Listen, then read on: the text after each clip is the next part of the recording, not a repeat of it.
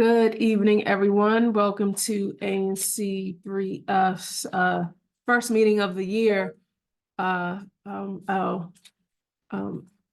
January meeting, and I will call the meeting to order. And we'll be starting with a roll call. I will start with Commissioner James Tanderi. Present. Commissioner Marilyn Slotnick.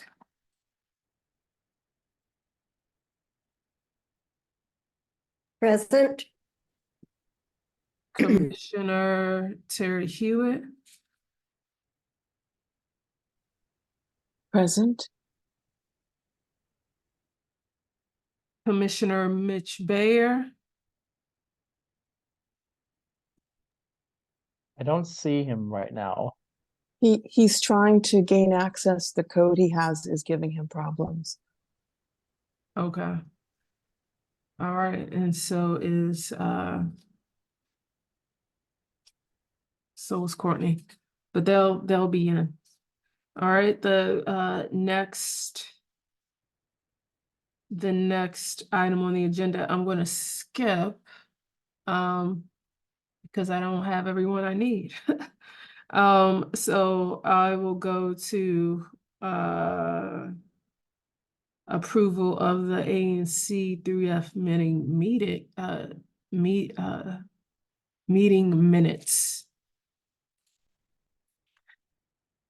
So the minutes went out to the ANC commissioners. Are there any changes to the minutes?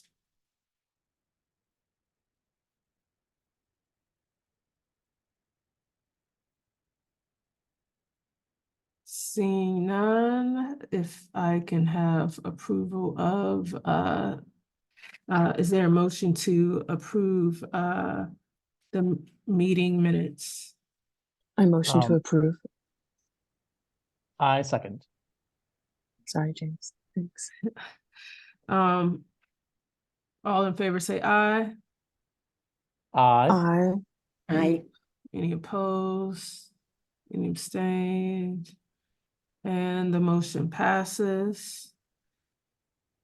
The next item is adoption of the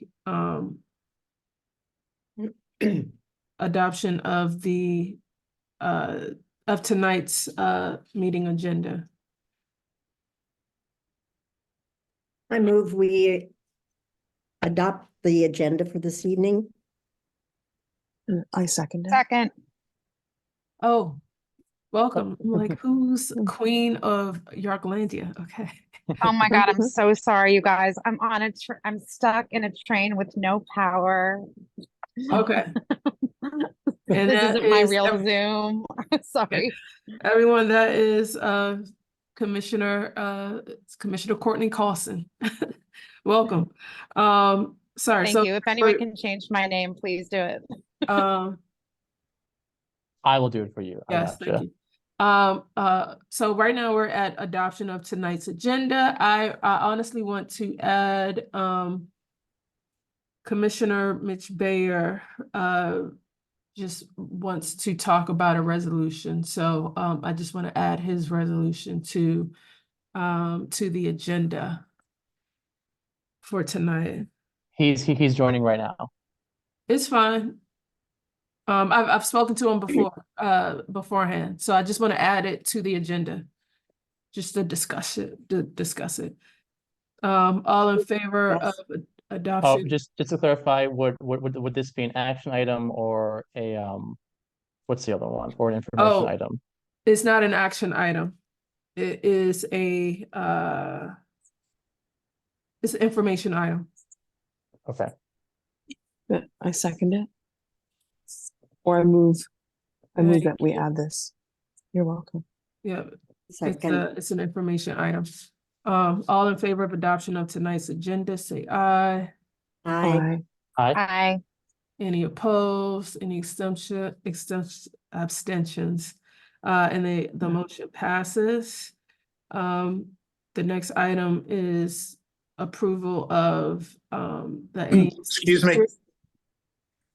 Hi, welcome. So we just adopted approval of the agenda. We're adding your resolution to the information item. Okay, thank you. Thank you. I want to, now that we have everyone, and we have Courtney, I want to go to approval of ANC3F officers. Can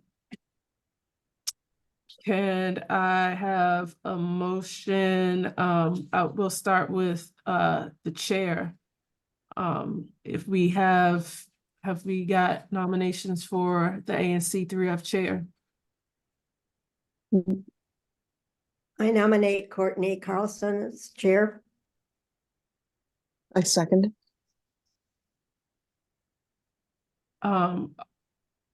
Courtney, do you accept? I accept. Thank you very much. All in favor, say aye. Aye. Aye. Any opposed? Any abstentions? And the motion. Phew.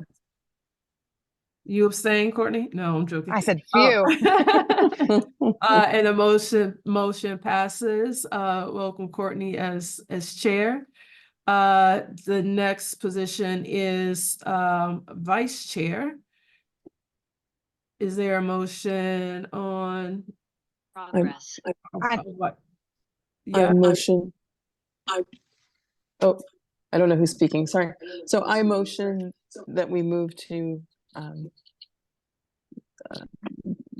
as you were saying, for the vice chair. who are we? Who are you nominating, Commissioner Hewitts? Claudette. I forgot her I name. second that. Thank you. I accept. Any opposed? Any abstentions? All in favor say aye. Aye. Aye. Aye. And the motion passes. Thank you all. The next position is treasurer. Well, yes, it's treasurer. Is there a motion to elect? I nominate James Tenderick. I second that nomination. As treasurer? No, you did. I didn't mean treasurer. Oh, are we doing treasurer? Yes. Oh, Oh. no. That would be Mitch No, no. Baker, please. I was like, wait a minute, I thought we were Not that doing. James okay. wouldn't be a wonderful treasurer. It's just It'd It's be the awesome. coup. that threw me off for a second. I nominate Mitch Baker. That just threw me off. Ah. Mitch, do you accept? Yes, I do. Uh, all in favor, say aye. Aye. Aye. Aye. And the motion passes. And the next position, officer position is secretary.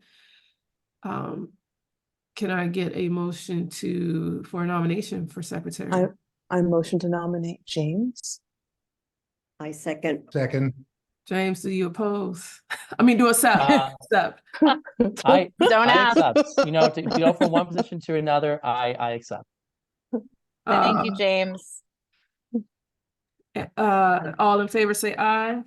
Aye. Aye. Aye. And the motion passes. Thank you. The next item on the agenda is, sorry, I jumped around. I just want to make sure all of the members, all of the commissioners are here. Is approval of ANC security funds. Mitch, did you want to give a brief summary about these funds? Yeah, the security fund is necessary for transactions of the treasurer to actually perform his functions. And it's required by the ANC. It's $50. And I'll answer any other questions that people might have, but it's really just a standard thing that the ANC office has had in place for years. And last year it went from $25 to $50, but it's $50 again this year. All right, thank you, Commissioner Bayer. All in favor of is there a motion to approve the ANC security fund? I am. have a motion to approve the RPing the security fund. Is there a second? Second. All in favor, say aye. Aye. Aye. Any opposed? And the motion passes. The next item on the agenda is approval of about fourth quarter quarterly report. Did you want to say a brief about that, Mitch? Commissioner Bayer? Yeah, we have to file a quarterly report every quarter on our transactions. If you want, I can share my screen if you let me, and I'll show you what the form looks like and where we are on it. Yep, anyone can share their screen.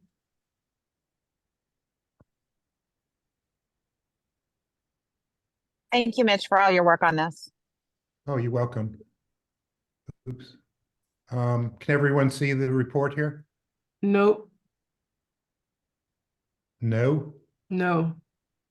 no. So you went to share screen, you chose what you wanted to share, and then you clicked, I think, open after that? Or Yeah, I share did. after that? Let me try Make this sure, again. hold on, let me make sure you're a co-host. Wait 1 second. All right, try again. Okay.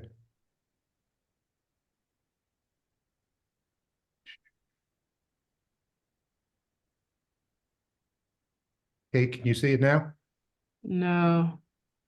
Oh, shit. I can try to share, at least on my end. You want the ANC3F quarterly financial report FY21, quarter 1 or quarter 4? Yeah, quarter 1 for FY24. Yeah. So you want FY24 quarter 1. Yes, please. Yeah, Okay, there should be 2 one. pieces of it. Okay, 1 second. It's loading on my end.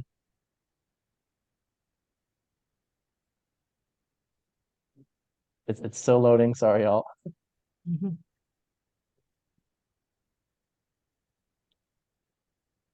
This is the day of technical difficulty. I know, yeah. I'm so sorry. I hope I didn't bring my bad technical difficulties to you. No, it's all good though. Okay, I think I got it. 1 second. Sorry for the wait. Oh, there it is. Yep. You want Now this? everyone has a copy. Everyone has a copy. It's if you go to the second page, there, this is our transactions during the third quarter, that are the basis for the report. There are checks that have been written. There are other allotments in there. You can see also that we've had some debits for the Zoom capability and for fees that are assessed at the bank. And if you go back to the first page, please.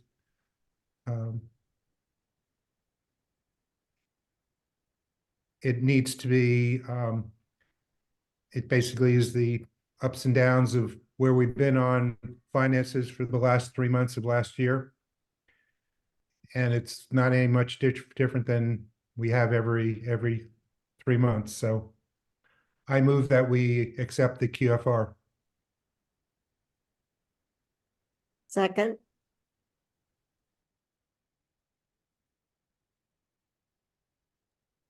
Oh, you're on mute, Commissioner David.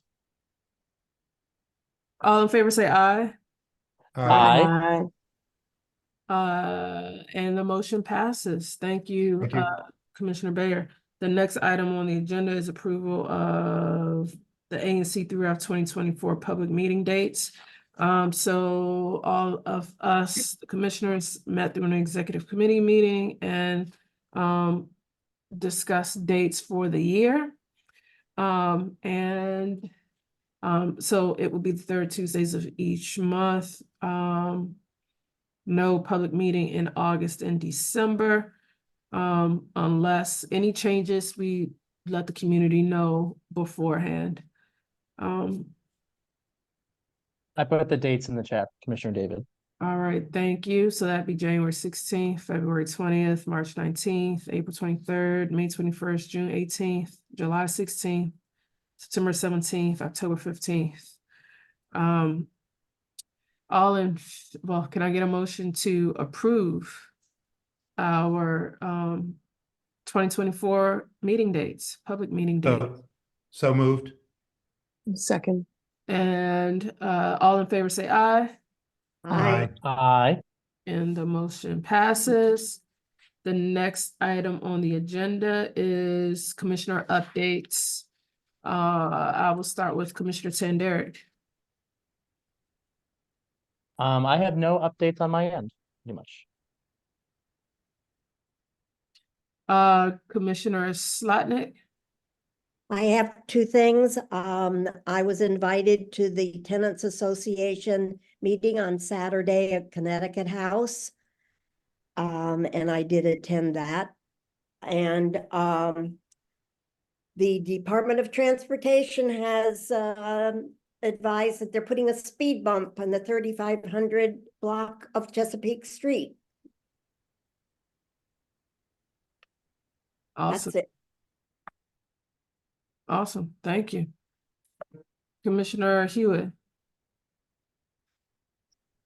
Good evening. Marilyn, that's really great news. For the Housing Committee, I met with the Brandywine Tenants Association yesterday, as a matter of fact. Yeah, yesterday.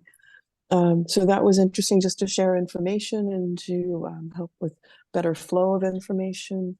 And I'm reaching out to various tenant associations to, especially those buildings where the representatives have not attended the Housing Committee meeting. So I'll schedule another meeting next month.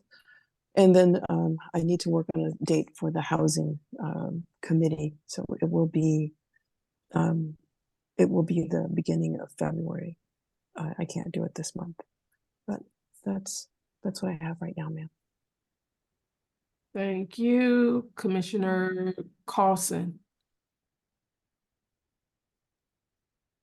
Hi, I am working with tenants, or not, excuse me, not tenants, but have met with Gerard Bateste, who is the new owner of a business called Canna Art, next door to the Italian bar. He plans to open an art gallery with future plans to have to request a cannabis license. I met with him, saw the space that he's building out, and learned about his business.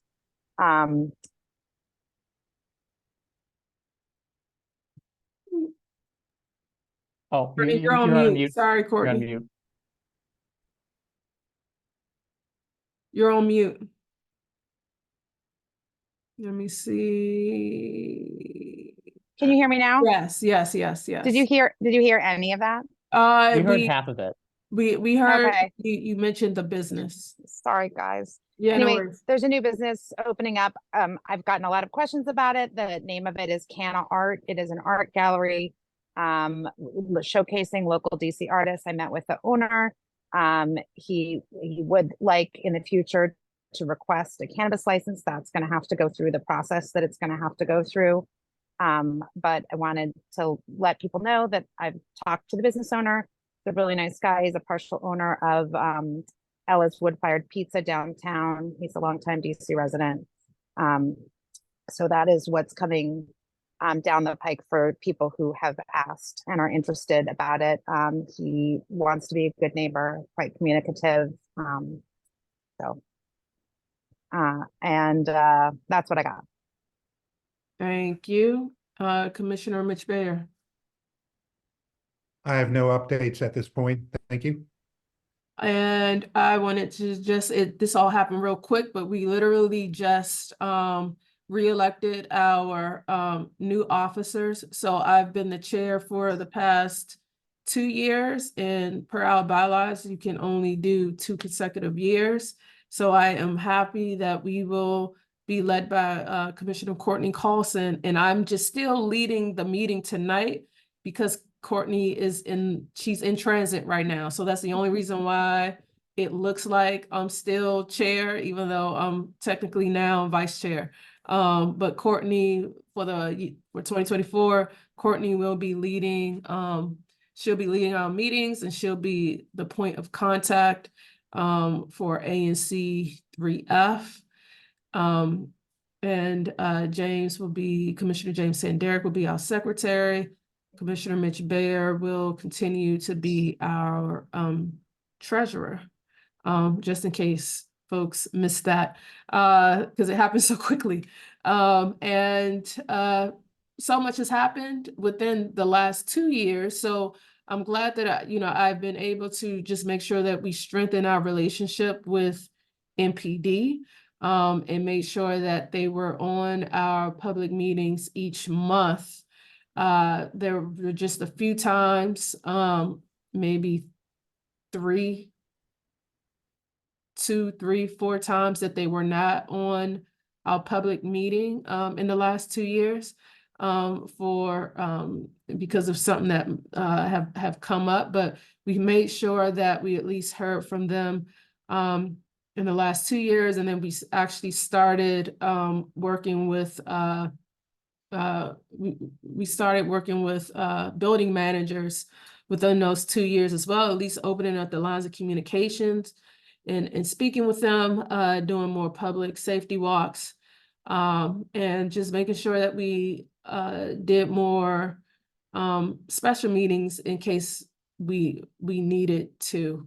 So definitely with the archives and UDC, made sure that we got a lot of calls saying, people wanted to be heard. And so we quickly made that happen. And so I know this is the thing that we'll continue to do, is to make sure that we keep community members engaged.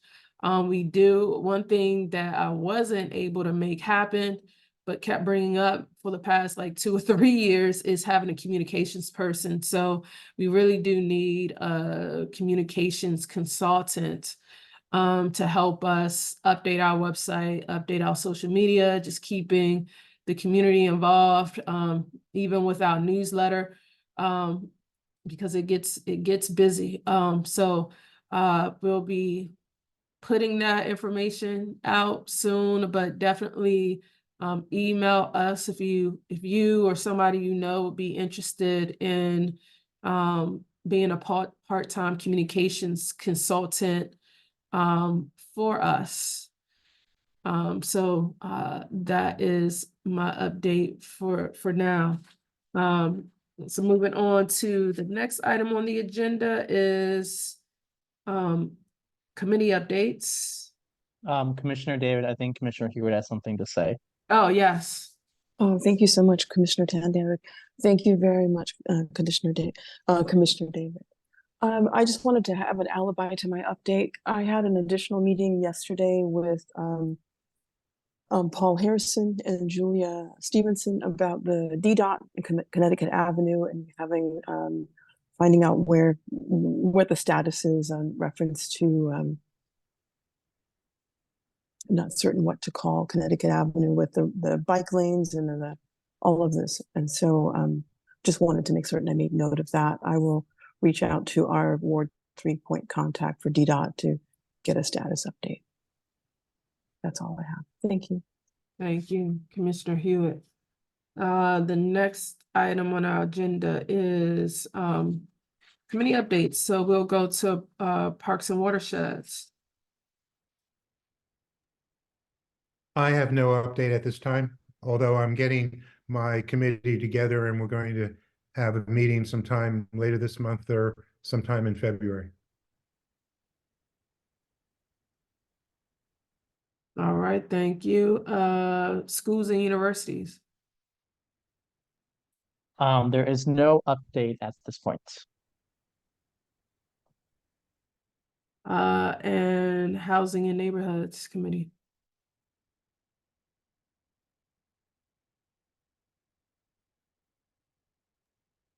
Sorry, my microphone didn't want to participate. I gave the same update that I provided before with the housing, and I apologize, I gave my update a little earlier than I should have. We will have our next housing committee meeting sometime towards the beginning of February. and just reaching out to the various tenant associations to see if they have any issues that I can at least work through with them. Thank you. Thank you. May I just interject that, Terry, be sure that you include me when that meeting is going to take place. I'd like to participate in this committee. Sure, we can talk about that. Thank you. Absolutely. Thank you. Moving on to the next item on the agenda is Wait, streets and sidewalks, streets and sidewalks. oh, sorry about that. Streets and Sidewalks Committee. We got big stuff to report. Sorry, I'm talking too loud on the train. Paul. All right, thank you and congratulations, Madam Co-Chair, Madam Chair, congratulations. So Streets and Sidewalks has not met since the last ANC meeting. I do have one update as referred to, and then we're going to have our next meeting on February 13th. So as usual, I will drop my email in the chat, and if anybody would like to join us for that conversation, we will be focusing on our need for traffic calming and safe routes to school on our side streets around our various schools in the community. The issue of sidewalks along Broad Branch into Rock Creek Park continues to percolate, so we're going to touch base on that. And then also our perennial sidewalk gaps and how we can continue to push DDOT to use low-cost, high-speed interventions to bridge particularly the most dangerous sidewalk gaps in our community will be on that agenda. I'm going to share my screen real quick with the updates. So thanks to members of the committee, particularly Commissioner Carlson. DDOT has been doing work in Forest Hills on new stormwater retention facilities that are going to be coming up. And they have added to that interventions at what I like to call the Fessenden bow tie intervention. This is intersection. It's between Broad Branch and 32nd. Folks are familiar with that. Here's Fessenden and 32nd. So they'll be doing at the top bioretention to extend the curb there and also impervious surface removal. And what folks see there is that what is now a broad two open intersection that allows cars to kind of go through quickly at an angle will become a more normal, narrower and more sharp angle intersection, which will cause cars to slow down. It looks like they're going to put stop signs in there as well. Also at Fessenden and Linian, they're going to narrow that intersection for impervious surface removal to reduce our stormwater, but that will also make that intersection less amenable to high-speed turns. And lastly, excitingly, at the intersection of Linian and Davenport, which is one of our oft-noted most dangerous intersections in the community because there's so much excess pavement there. They're adding a big impervious surface removal there and some rationalization of that intersection. So it'll seem more like two smaller intersections rather than one big complex intersection. So they do expect to be doing that work. Sorry, I'll give you the as you can see there, that work is the design will be complete this spring and looks like they'll be implementing those in 2025. So if folks want a copy of that sheet, again, just email me, happy to send it to you. So thank you. And Paul, just as an example of the work that our committees can do, none of these sites were originally on their list of what this project was going to do, but based on the work of the Streets and Sidewalks Committee, we worked with DDOT to ask that they consider these spots in problematic intersections. So it's really the work of this committee. So thanks to everyone who worked on this.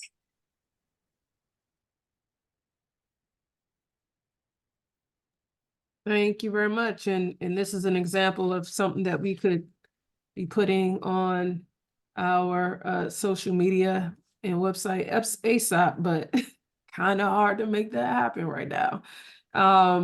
Thank you. Thank you for that. The next item on the agenda is our community update, and anyone can give an update, and we reserve like 10 minutes of this, but I've just identified the folks, our regulars. So I'll start with them and then we'll go to anyone else. So I'll start with UDC. Thank you, Chair David, and congratulations, new Chair Carlson and Co-Chair David, and all of our new returning commissioners in your new positions. Happy New Year to Happy New Year to everyone. A few quick updates. The university started the spring 2024 semester started last Monday. I will have an enrollment update for you all in the February meeting because we still have some students who are figuring out their schedules. They still have a couple of more days to do that. Some facilities updates, building 3242, which is our engineering building.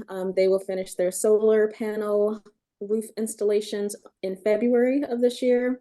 And then building 39 will finish the roof replacement project in February as well. So all the big machinery that has been on Van Ness that will be clearing out in February. So that's a good thing. The athletic field replacement has been pushed back.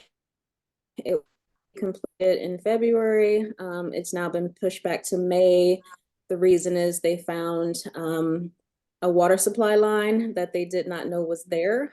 So now they are trying to figure out how to work past that water supply issue. So that will now be pushed back to May.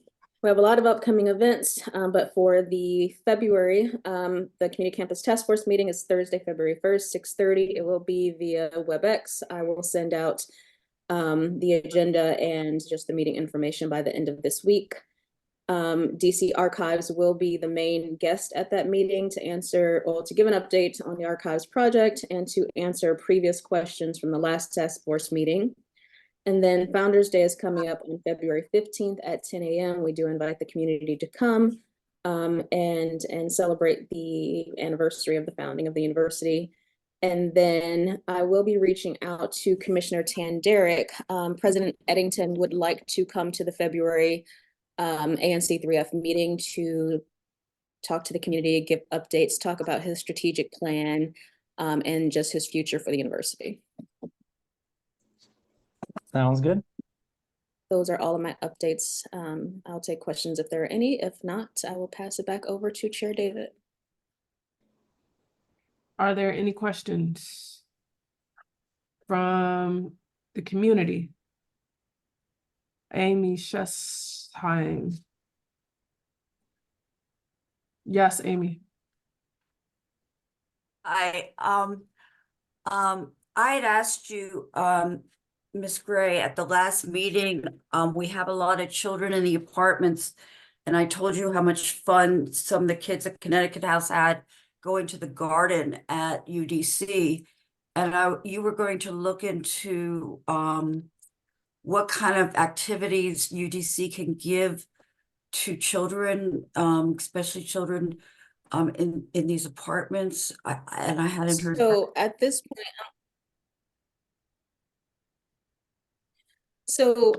the university, we used to have Communikids that was housed in our space over in 4250, building 44.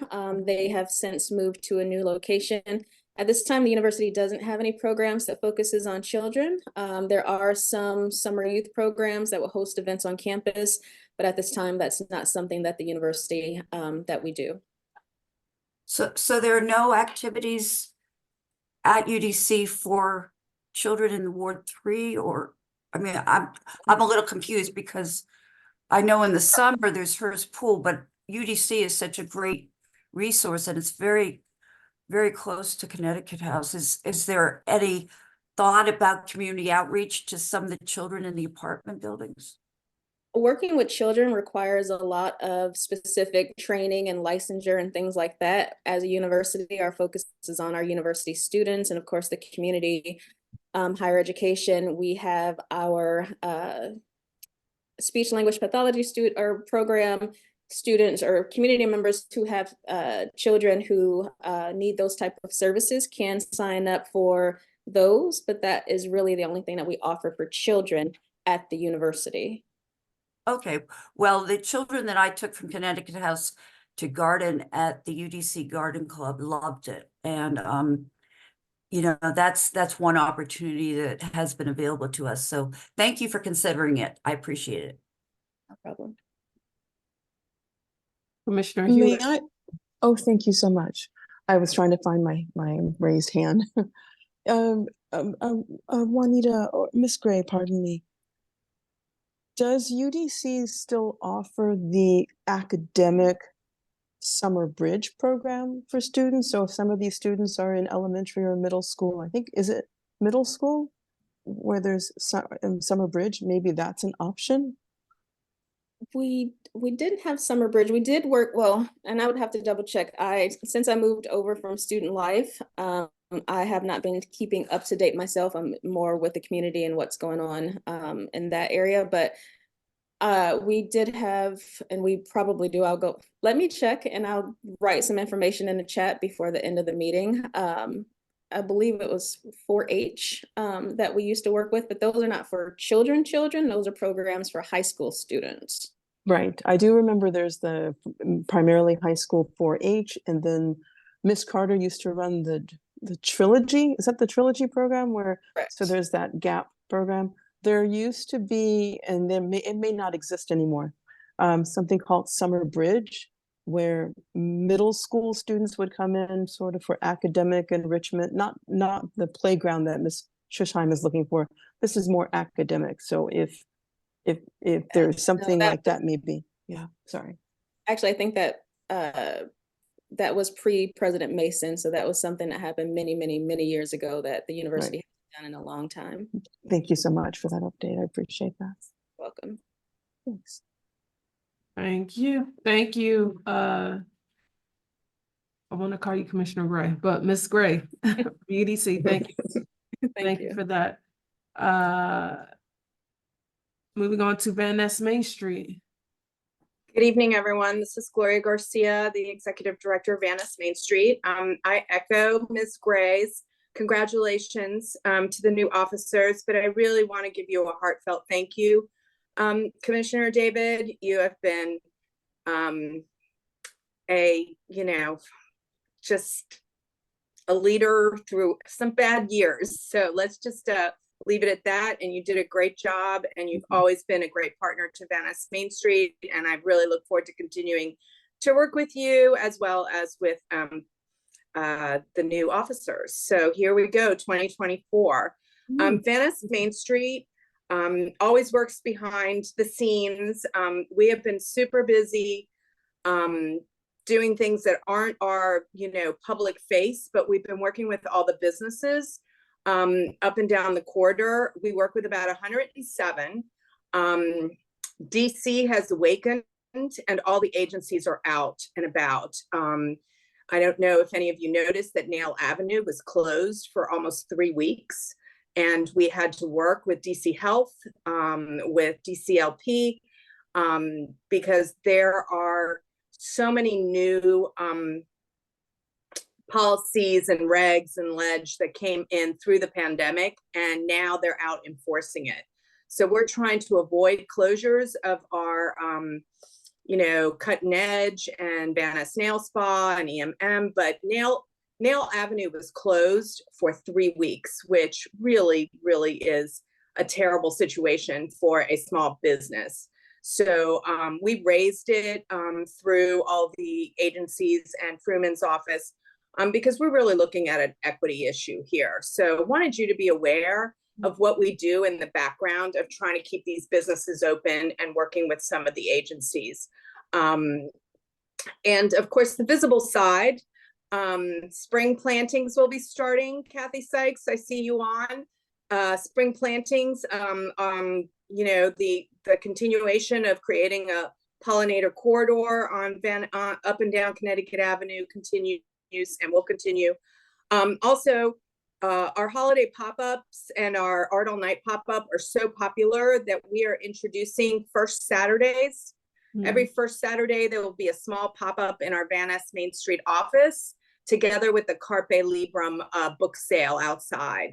And, more to come on that. But, our goal is to increase foot traffic every month and every day for our businesses. And January is the slowest time of the year. It's the slowest month. And obviously, the weather's not helping. So please remember our businesses. If anything, order gift certificates. It's just like the pandemic. We got to keep these guys going. And, we're welcoming 4 more this year. So, here's to it. And I'll take any questions if you have them. Any questions from commissioners, and then we'll go to the community. No questions from commissioners. Community. Any questions? Kathy has her hat. Kathy has her hat. Gloria, so who are the 4 new businesses? Well, I think you've been hearing about them for a long time, but Mom's Organic is finally going to open its doors. If you've been walking by the old Acacia space in the UDC Law School 4340, you've been seeing build out is happening. We also have build out is happening for the doghouse. That's what's coming. We also have the whale tea, whale, like, Moby Dick whale tea coming next to our office in 4340. And then I'm sure you've read about Rosedale, which is the Knightsbridge group who owns Rasika, Sababa, and the Bombay Club. We're very excited to have another anchor business coming in the old Uptown space. So yeah, those are the 4. Big congratulations. We're so excited. But I mean, honestly, it's not a testament. We do keep it, keep the pressure on, but it's a testament to the neighborhood and the community. It really is. It's been here long before, Van Ness Main Street. And, but we're super excited about the Knightsbridge group coming. Kudos. Awesome. Are there any other questions from the community? Seeing none, how can they reach out to you, Gloria? Oh, always Gloria at VanNessMainStreet.org. Thank you. Thank you. Thank you for your update. Moving on to the next update is, have we got anyone from Councilmember Matt Fruman's office? Yes, my name is Shantice Wynn Brown. I've met some of the commissioners. The new ones, I would just like to introduce myself. I'm the scheduler and the constituent services specialist for Councilmember Fruman's office. The updates that we have, I know we've received an email about the Wilson Aquatic Center. We haven't really gotten a straightforward answer from DGS or DPR about the opening. We do have a statement that they sent to us. It's very vague, but I'll read it to you guys. It says, the Department of General Services has worked diligently alongside the Department of Parks and Recreation on necessary repairs at Wilson Aquatic Center, including providing short-term measures to address the HVAC system. This system is scheduled to be completely replaced this winter. It doesn't have a date, a timeline, or anything else, and pretty much it just says that it's going to remain closed until the repairs are done, and they were supposed to be using this time to any other issues that needed to be repaired or fixed. They were supposed to use this time for that. The council member do understand that this is not enough for them just to say that, so he will be using the performance oversight hearings to address these issues to get straightforward answers. We have also tried to get the directors of DPR and DGS to meet with the council member on these issues. And honestly, we haven't received anything. So we do apologize about that, but I did just want to address that because we did receive that email. He is also holding a public safety meeting tomorrow at Cleveland Park Library. The meeting will be held hybrid, so you can come in person or online. The panelists include the council member, the police chief Smith, U.S. Attorney Graves, the Attorney General, and the Director of OUC. We are also holding a budget listening session on Saturday at 10 a.m. that will be held on Zoom. And this is an opportunity for the constituents to raise issues that they believe should be the funding priorities for the council member for the next budget. I'll put all the necessary information in the chat as well, along with links and contact information We, as of right now, the performance oversight hearings are starting to begin this week on the 18th. I'll also put the link for the full schedule for you guys to tune in if you would like to. And our contact person for any legislative issues would be Elias Benda, and I will include his contact information as well. Thank you. Are there any questions from commissioners? Any questions from the community? How can we reach you? How can we, if there are any other additional questions? You can reach me via email. I'll put my email in the chat. And then if you just want to send an email, not to a specific person, we have an office account, which is Fruitman Office at DC. Yep, I'm sorry, that's my daughter. At dccouncil.gov. I will put that in the chat as well. So if you just have like any general question or comment, you would send it to that email address. If there's anything scheduling or constituent services related, you can send it to myself or through my office as well. Thank you. Thank you for your update, and No problem. we'll see you next month. Are there any other updates before we get to Councilmember Robert White? I see he's here. Any other community updates?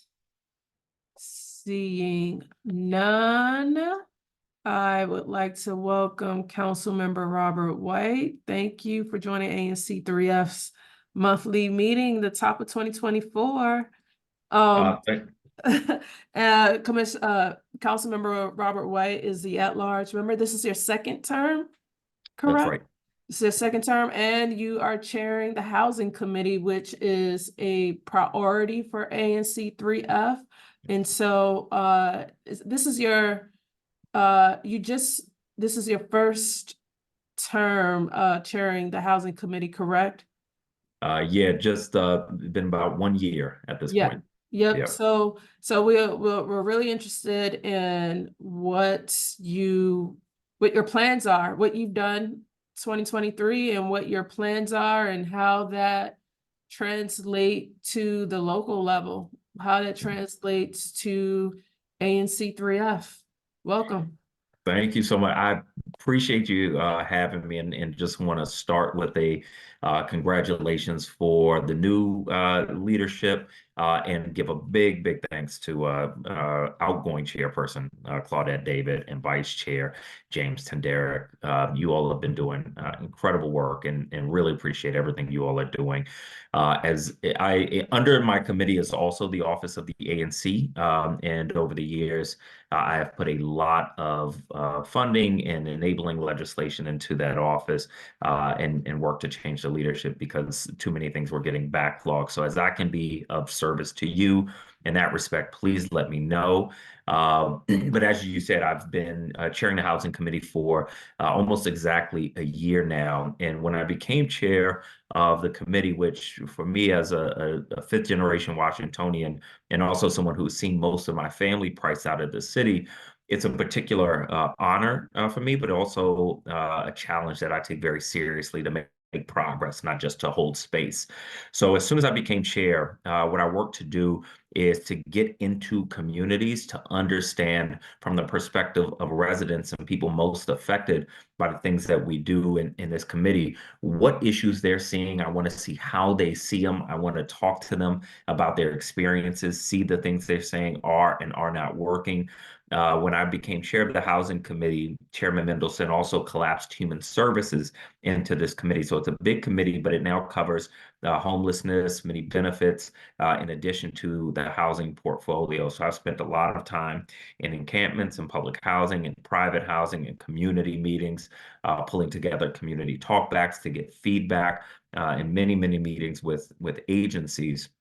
My approach to my work in the committee and otherwise is to try to identify what are the biggest problems, what is causing those problems, and get to solving those issues.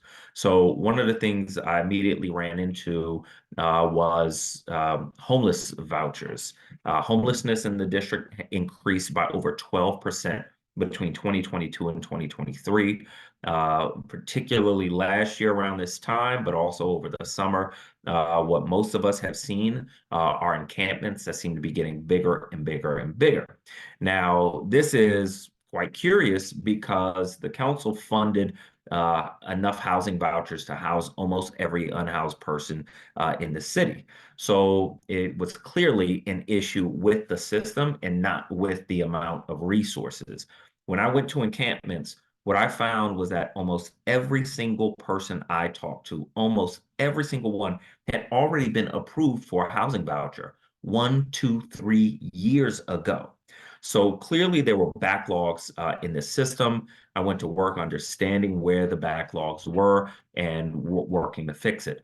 One of the major backlogs was that we don't have enough social workers. To do intake, we have to have social workers. We didn't have enough social workers, but there also are not enough social workers in schools, in our violence prevention programs, or for anybody else generally seeking mental health services.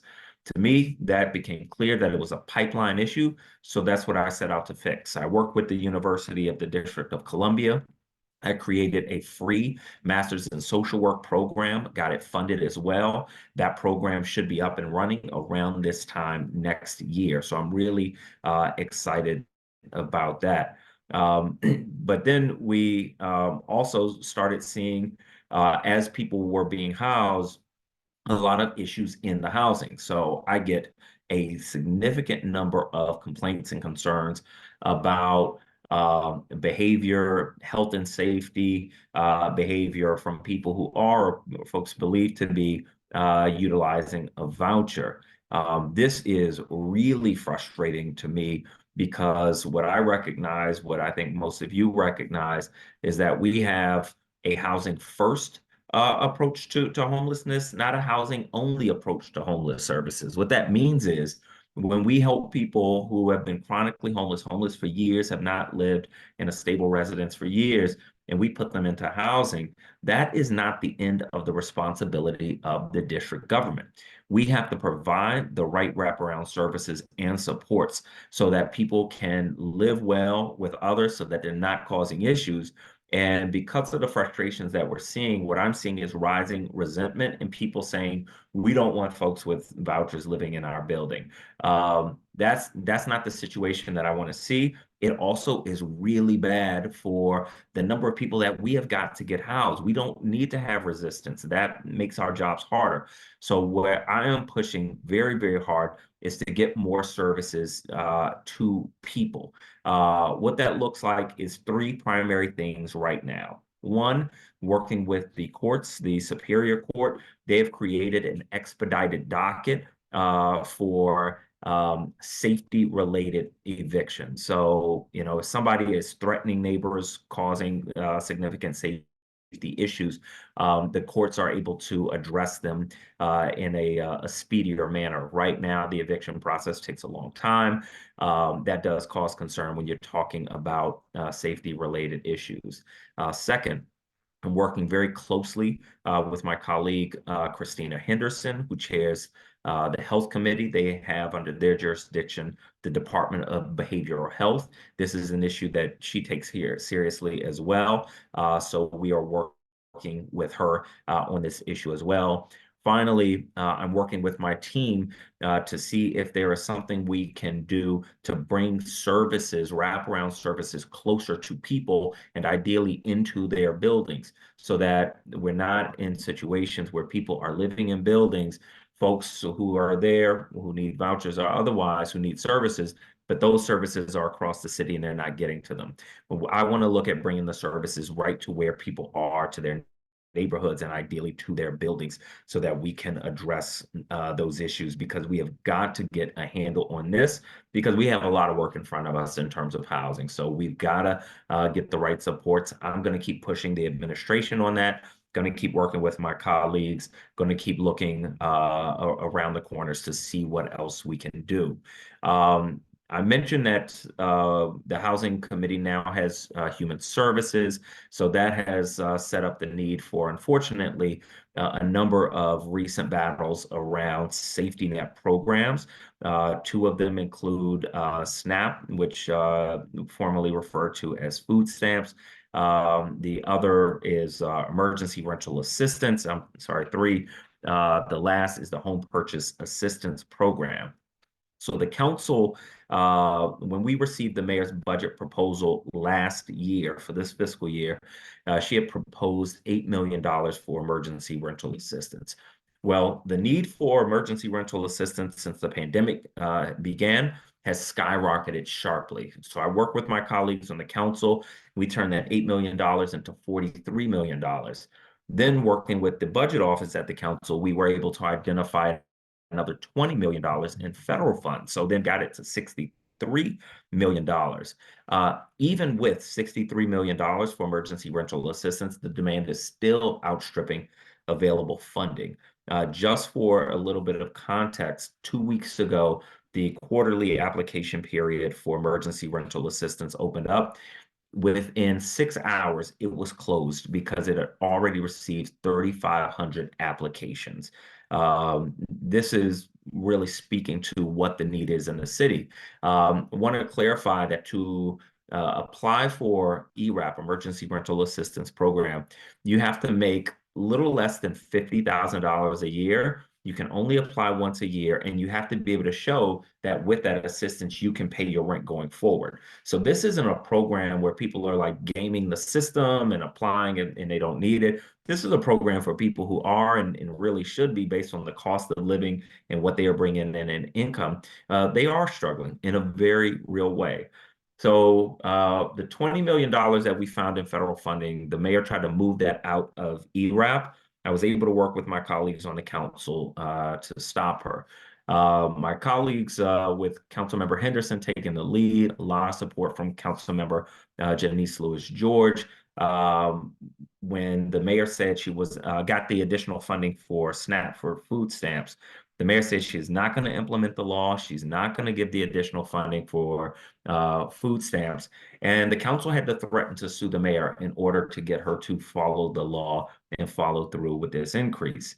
Again, just to give a little context here, the maximum amount that people can get for food per day per person is about $8.50. Now, that's not the average, that's the maximum. Some people are getting as little as $1 a day. So this is not a situation where people have way more resources than they need. But the other thing that's really important is when SNAP assistance increased during the pandemic because of federal funds, what we saw across the nation was a sharp reduction in childhood hunger. So as we look at downstream issues like truancy, like crime, health and behavioral health issues down the road, this comes back to programs like SNAP and just making sure people have can put food on their tables.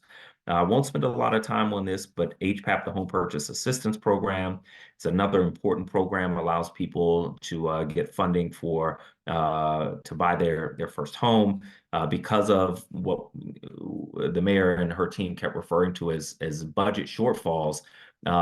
They pushed out of that program people with lower incomes who had already been approved.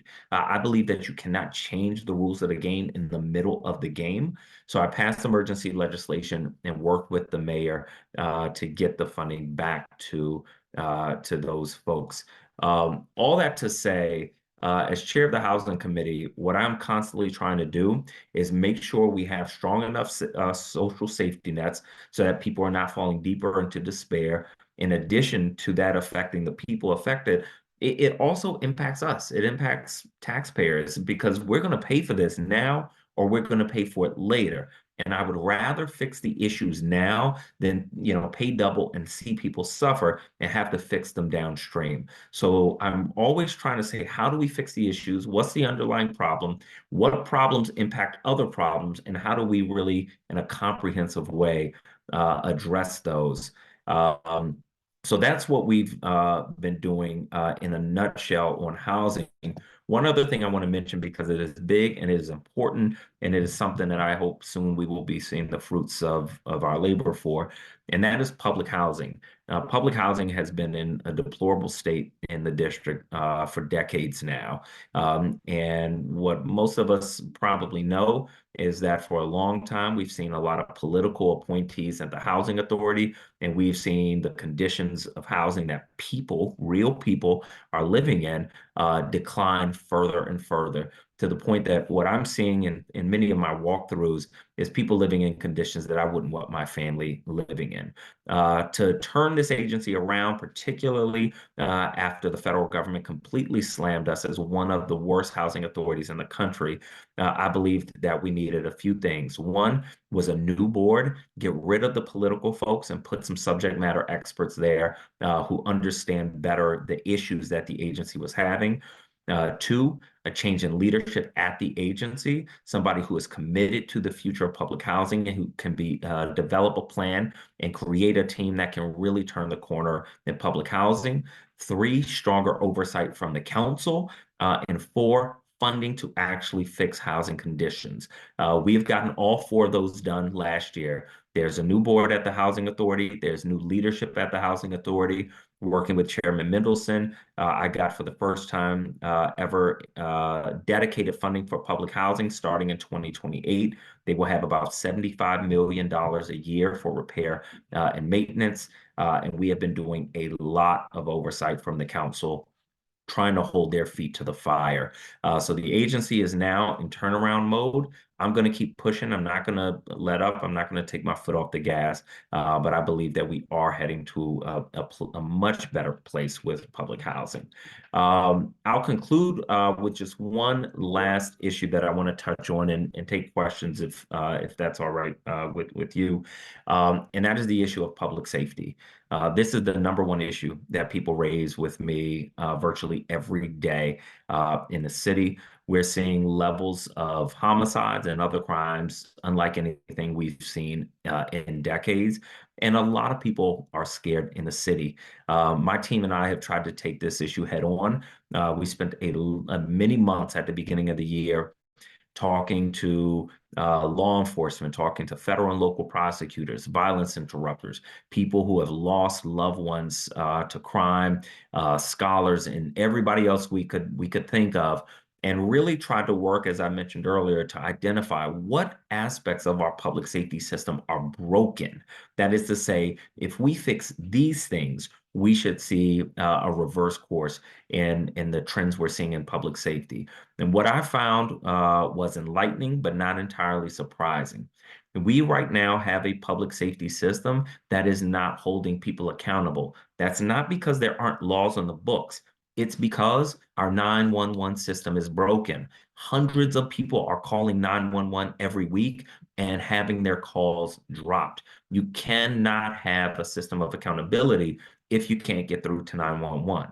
Now, when police do respond, our forensics labs lost accreditation. Parts of the lab have gotten reaccredited a couple of weeks ago, but not the entire lab, and we still don't have enough people. So if we don't have people collecting and analyzing evidence, you can't prosecute. So just like with the 911 system, if you can't prosecute, you can't hold people accountable. Guns are flowing into our city. We are not tracking where they are coming from. Are there particular states? Are there particular gun stores that are leading to the rise in weapons here in our city? We have to track these things. So really rebuilding the broken parts of our public safety system is where my public safety bill focused. Most parts of my bill are in the omnibus public safety bill that Councilmember Pinto is moving forward. And I believe that the council is going to take a big step forward on public safety with that bill. There are some aspects of the bill that I still have concerns about that I'm going to try to work to fix before final passage, but did want to say a word about public safety because that is top of mind for most people. And I want you to know that it's top of mind for me. So I know that was a lot in a short period. That is like a quick summary of some of the things we've been working on, but much, much more going on than we have time to discuss today. And I want to make sure we are able to take some questions. So thank you again. Thank you so much, Councilmember White. This is a touchy topic for ANC3F. So I just wanted to quickly ask if anyone, because we're not going to be able to get through much right now. So I want to know right now if anyone wanted to follow up with your office regarding safety, regarding housing, who would they speak with? How would they do that? Yes, reach out to us on public safety. Email my colleague Lisa Wright, and that is lisa@dccouncil.gov, Lisa, Lisa. And my colleague Nia will put that in the chat. Thank you so much. And what about for, so I'll say housing and public safety? For housing, email Sean Hilgendorf is my committee director, and that's Sean, SHAWN. I'm sorry, actually, let me do this. It's S. Hilgendorf and L. Wright. I'm sorry, I'm getting these email addresses wrong. No worries. Lisa is L. Wright, WRIGHT, at dccouncil.gov. Sean Hilgendorf, both of these will be in the chat. S. Hilgendorf, not going to spell it. It'll be in Yeah, the no chat. worries. Yeah, it'll be in the chat. Sorry, I did just put you on the spot right there, but because I know like I can only give you about like 5 more minutes because I know you have to go too and we have to move on. But this is a topic where, you know, people feel like the community feels like we need like an hour each time we talk about this. Yeah. So I will start with, let me start with the commissioners first, and then I'll go to the community. Are there any commissioners with any questions? Hi, Madam Chair. Yes, and I saw Marilyn Slatnick as well. Yes. Oh, I can stand down and give Marilyn first I go. just wanted to say that Councilmember White is saying all the right words. And it seems as though he might be the right man for this job for, let's see and hope. Thank you. Thank you, Commissioner. Very kind. Thank you, Commissioner. Commissioner Hewitt. Thank you, Madam Chair. Good evening, Council Member. Good evening. What you've said is wonderful. It's music to my ears, but I'm not surprised as well. And so thank you for that. One of the things you did highlight had to do with the encompassing the mental health, behavioral health, and how do you get services to individuals? And I understand bringing them to apartments, but one of the components might be having sort of a mini St. Elizabeth's in each neighborhood, in each ward to start with, so that you're not having to go cross town to find individuals, don't have to make that commute. That might be one way to approach it. Bringing it to the apartment buildings, I get what you're saying, but then there are so many other pushes and pulls, and I can send an email to Mr. Hilgendorf and hopes to speak to you about that. But that's something I've always thought, is that if you get into the wards where you can create a community where you can instill some peacefulness along with all of the other components, it might help. Thank you, Commissioner. Thank you, Commissioner. I will go to, so each question should be no longer than a minute. So I will go to Amy, Harry, then Kesh, and I will end it there. Amy, Harry, and Kesh, and I will end it there because we will have to move on with the meeting. Amy. Hi, Councilmember White. Thank you for coming tonight. I'm going to follow up on something I said to you when I met with you at the Tenley open meeting in October. I am a retired social worker. Sorry, I'm not going to come back to work for the housing committee, but I'm also the guardian of a brother who is civilly committed to St. Elizabeth's. First of all, I want to say that in terms of the voucher program, I think that you shouldn't just aim it at the rent controlled apartments. Let the luxury apartments, since they're getting such high values, so it's not taking away. One of the things I like that Fruman says is that you shouldn't pit affordable housing programs against each other. And you're taking away rent controlled apartments that seniors and disabled need. But the other thing I want to say, and this has to do with St. E's, you are sponsoring a bill that will take away the ability to do for a landlord to do any background checks before they offer a lease to someone. And when I became guardian of my brother at St. Elizabeth's, I already had a top secret clearance from the military since I was at Walter Reed, and soldier might tell me something classified. But the DC government made me go through a background check to be his guardian. Now, why is there a background check for me to be my brother's guardian, but not a background check for somebody who might do some violence in one of these apartments? That Yeah, let me answer that, Amy, so I can make sure other folks as well. So I don't direct vouchers, just to be very clear, to rent control buildings. We fund the vouchers. We don't determine where they go. We haven't restricted them. So we have seen many of the vouchers go to rent control buildings, but the council has not directed where the vouchers go. I'll need to look into what bill you're referencing that prohibits background checks. I see us having a system where we're asking people to lease apartments without a background check. I can't speak to background checks for guardians because it's not a space I'm abundantly familiar. But I will need to look into what bill you're referencing, and I'll check the details of that. And the last thing I want to say that nobody from your office has gotten back to me about is St. Elizabeth's has turned into a forensic hospital, and people who are civilly committed, like my brother, should not be held to the same punitive measures that the forensic patients. So we now we're wanded when we go into the visiting room, but we're not allowed to hug our loved ones.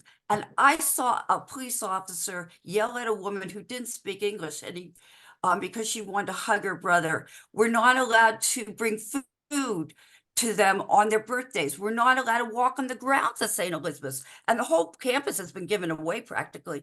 We don't think that should just be a forensic hospital for the criminally insane. It needs to take into the fact that there are mental illness that are not criminals, and we want that visiting room to be more friendly so that you're allowed to hug your loved ones. And I'd like somebody from Thank your you, office thank you, Amy. Put your email address if you would, Amy. I apologize if we haven't gotten back to you. I will make sure we do. So if you put your email address in the chat, I will address that. All right, thank you. Harry, please, your question or comment for no longer than a minute, please. Yes, in our neighborhood, housing vouchers are being used to convert rent stabilized buildings and condo buildings into publicly sponsored, privately provided quasi-public housing, especially for people who are escaping homelessness. There's been a very large influx of people and units that are for people who are escaping homelessness. In our neighborhood, there are apartment buildings, including Amy's at Connecticut House, the Parkway, Park West, Rodman, Brandywine, Kenmore, 3003 Van Ness, Saratoga, Chesapeake, and others that are between a third and a half now voucher recipients. DHS says that there are 11 buildings in Ward 3 where they're half voucher recipients. Do you think the city should have the right to choose certain buildings and convert them to quasi-public housing using housing vouchers? Harry, I couldn't sort of make a guess on that. It's something I would look at. I don't know that we would take a building and turn it into public housing, particularly given where public housing has been. I want to right that ship before we start to sort of put new buildings under their jurisdiction. So I don't want to like create another problem trying to solve one. But I do believe that the government needs to step in. How, I don't yet know, where we see buildings turned into almost entirely used for people with vouchers particularly without any services there. We've just seen a number of problems created, and we've got to figure out how to fix that. So this is an issue on my radar. one of the reasons I'm so frustrated that I have to keep fighting old fights with the administration, because I want to focus on things like this. But there's so much of my time and attention has been taken with the SNAP, TANF, HPAP programs. But Harry, this is squarely on my radar, and we are going to figure out a solution to it. Yeah, I'll just say that DHS and DCHA are doing this. It's not happening organically. And I think that requires further investigation. Appreciate that. Thank you, Harry. Cash. Thank you. Thank you, council member, and I really appreciate your enlightened approach to the housing voucher issues, and thank you very much for your vocal leadership on the SNAP benefits. I want to actually ask a question about a different topic, and that is climate change. Thanks to your leadership, we have the Greener Government Buildings Act, which commits the DC government to an all-electric future. But I'm very upset that despite excellent climate action laws like that, the Bowser administration and the utility companies continue to expand fossil fuels. For example, the Department of General Services, which is managing the new DC Archives project, which is planned on UDC's Van Ness campus, they plan to use methane gas for heating in direct violation of the Greener Government Buildings Act. Meanwhile, Washington Gas is pushing Project Pipes Phase 3, which is asking DC ratepayers to pay $670 million to completely replace the methane gas pipe infrastructure rather than selectively replacing the leaking pipes. This is going to fall disproportionately on lower income folks who, unlike upper income folks, don't have the money to electrify their homes. Leading environmental groups, Sierra Club, Beyond Gas DC, Chesapeake Climate Action Network have mobilized to oppose both projects. I'd like to know, what do you think of these attempts by the Bowser administration and utility companies to further expand the fossil fuel infrastructure in a time when we are trying to deal with climate change here in DC? So with respect to public buildings, we passed the law, and we were very clear about where the district should be going and must go. And in fact, now we have already built some net zero energy buildings, 2 schools in particular. Banneker is one of them. If you give me a minute, I will remember the other. I think it's John Lewis Elementary. And so we know that we can build environmentally sustainable buildings. They are operating well. They did not go over budget. So where I've been pushing the administration is we've already done test projects on this. These buildings have been live for multiple years. We know it's working. We know that there is a climate crisis. Don't fight us on this. Let's just move in that direction. So my expectation is that any new government building built must be built within the standards of the law. For private residences, I'm a co-sponsor and intend to see it through finish the Healthy Homes Act, which pushes us in this direction. One of the things that I'm talking to advocates and residents about with Healthy Homes and other environmental initiatives is that we've got we have sort of a public safety, public education hurdle that we've got to address. But the second is, and I think that the council has been really thoughtful on this, when we want to make modifications to homes, many residents are going to need some financial support in getting there, but it will pay off in the long run, and we've seen that with some buildings that have been built with energy efficiency standards. So I intend to see the Healthy Homes Act passed, which should address these, and I don't think Healthy Homes and Project Pipes are compatible, so I need to double check that, because that actually may be an argument that we need to adopt. Thank you very much. That's very heartening to hear. Thank you. And with that, council member, I appreciate you visiting us tonight. Do you have any closing statements? I know you're behind schedule, so 2 things I will say very quickly. One, thank you so much for having me. I appreciate being with you this evening. 2, my colleague Nia is going to put in the chat our annual report for last year so that you can hold me accountable. I always like to report on what we've done each year. So please check that out in the chat and feel free to reach out to us as you have questions. So thanks so much. Awesome. Thank you so much. And have a good evening. You too. Thank you. And with that, I will move on to our next, I'll move on to, I'm trying to now remove spotlight. I'm moving on to the next item, and that is MPD update. Someone help me remove spotlight.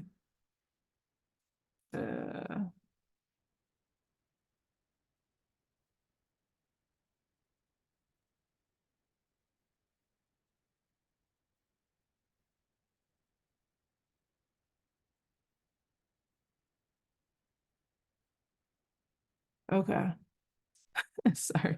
Who can I who is here to do the MPD update?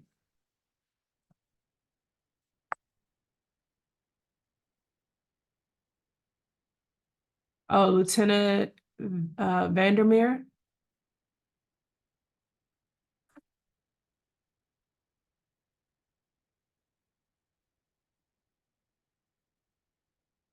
All right, moving on to the next person, I will go to. Hey, good afternoon. I'm here. Lieutenant Okay, Vandermeer thank might have technical difficulties right now. No worries. Welcome. Welcome. I'm Sergeant Koenig from the 2nd District. And today I'll be giving you the crime stats of the information on what's going on in PSA 2 or 3, where crimes are where the crime stats from year to date. The information I'm getting from is DC crime cards, which you can look up as well. So year to date, we've had 20 crimes compared to 24 last year this time. There was one robbery, and then property crimes have pretty much gone down. There was 2 stolen cars and 2 stolen cars, which were both appear to be key cases. And the biggest crime occurring is retail thefts in the area. While there's still retail thefts in the area. Okay. Yes, there are. Okay. Are you okay? Okay. I'm sorry. Are you able to give us any details or any? So there hasn't been any carjackings? Not year to date this year. Okay. Anything else that well, at this point, yes. I'm sorry. So with the retail thefts, our crime suppression team is working on they work with CVS and different retails about making bigger cases with repeat offenders and working with outside jurisdictions to combat that. And recently there was one arrest, which we closed 10 cases from CVS. Oh, wow. Yes, with one person. All right. Have we got any questions? I'm just gonna see if any commissioners have any questions. Yep, Commissioner Slatnick. A listserv from the Van Ness VZ area let me know that there had been 2 carjackings at Van Ness, the 37th and 38th, at Van Ness 37th and 38th, and Upton 38th. And I'm wondering, do they not report it to the police? Is that how come you do not know about it? When did this occur? Do you know? I cannot speak to that exactly. It was on my email this week. Okay, because those were reported under the stats from the beginning of this year. So actually, Officer Koenig and Marilyn, the 2 carjackings that occurred with about a block from each other near the Goals Gym. Those occurred about 7 months ago. And then there was one more recently up the street, but not in the month of January. I think it was the month of December. Thank you, sir. Thank you, Marilyn. I have a question from Harry Garra. Yes, that person who was arrested for 10 robberies, has he now been released? It was for 10 thefts, and Theft. I'd have to look up that information and get back with you, sir. Thank you. I have I see Kathy Gibbons has her hands up. Yes, officer, thanks very much. But I am wondering about a message that came to us from the DC alert system that there was a confirmed armed carjacking at the 3000 block of Idaho Avenue Northwest this last Saturday. And 4 suspects were described, and taken was a black Kia Sorento, plus other items. Why would that not be something you would report? What block was that? 3000 block of Idaho. 3000 block of Idaho. That because the stats I looked at were specifically for PSA 203. Yeah, so it's okay. not. Yeah, this is PSA 205. That's true. Yeah, Yeah. this is that. So, yeah. Okay, it's just from the standpoint of some of us who live in the community, it's very difficult sometimes to keep up with exactly which service area you're confining it to, because when we hear things that have to do with things that are right by where we go or shop or where you guys are located,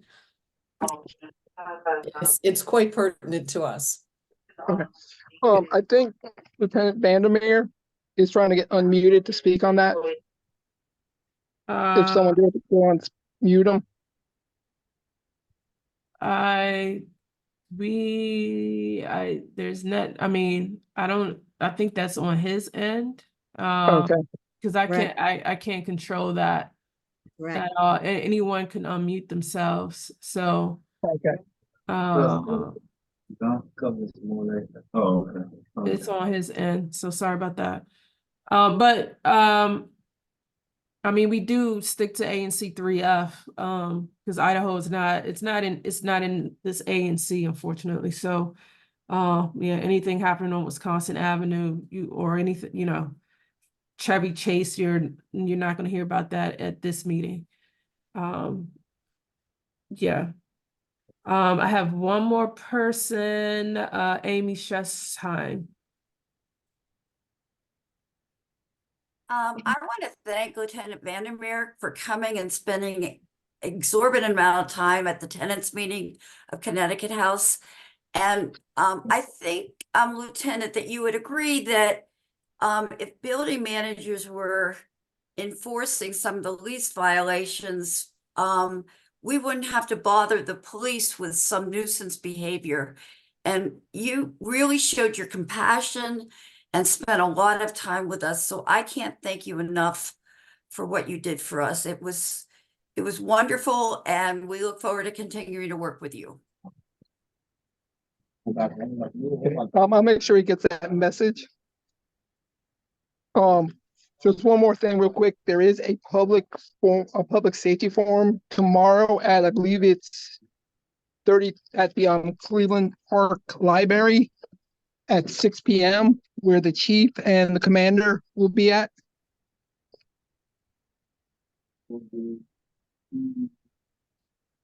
All right. I think that Lieutenant Vandermeer, can you speak now?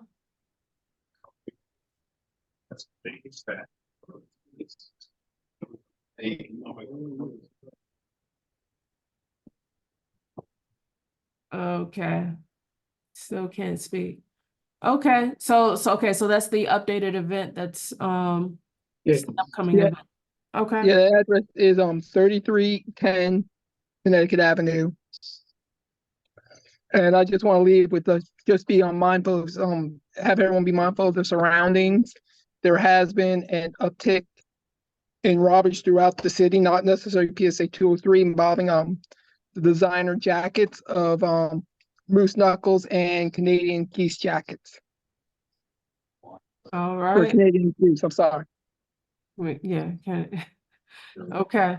All right, and if anyone wants to connect with you or MPD in general with to follow up on anything, is there a general contact email? I can put my email and Lieutenant Vandermeer's email in chat. Okay, thank you so much. All right, thank you. Thank you. And moving on to the next item on our agenda is DC Water.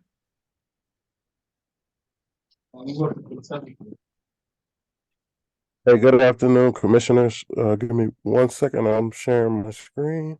All right. Happy New Year to everyone. Happy New Year. Okay.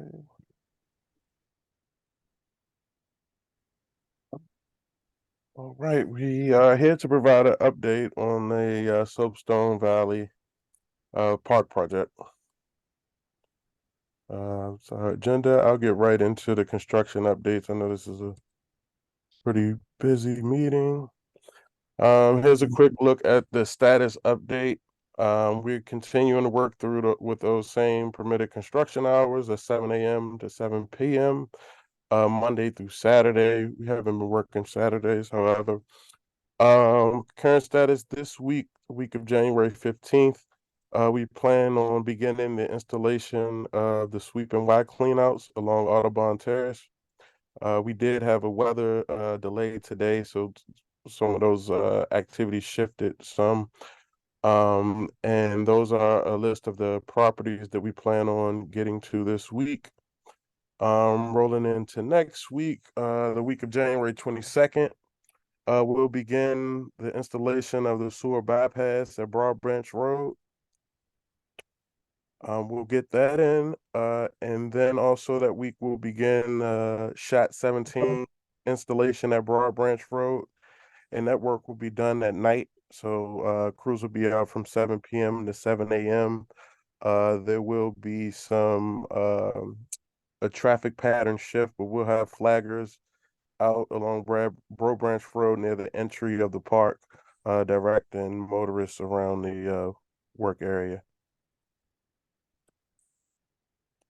As I said, the bypass installation will begin. So if you can see on the map, on the right-hand side of the map, this small red line indicates the bypass, the area that the bypass will be set up in, and the orange where it says Shot 17, that is where we'll be lining the sewer pipe.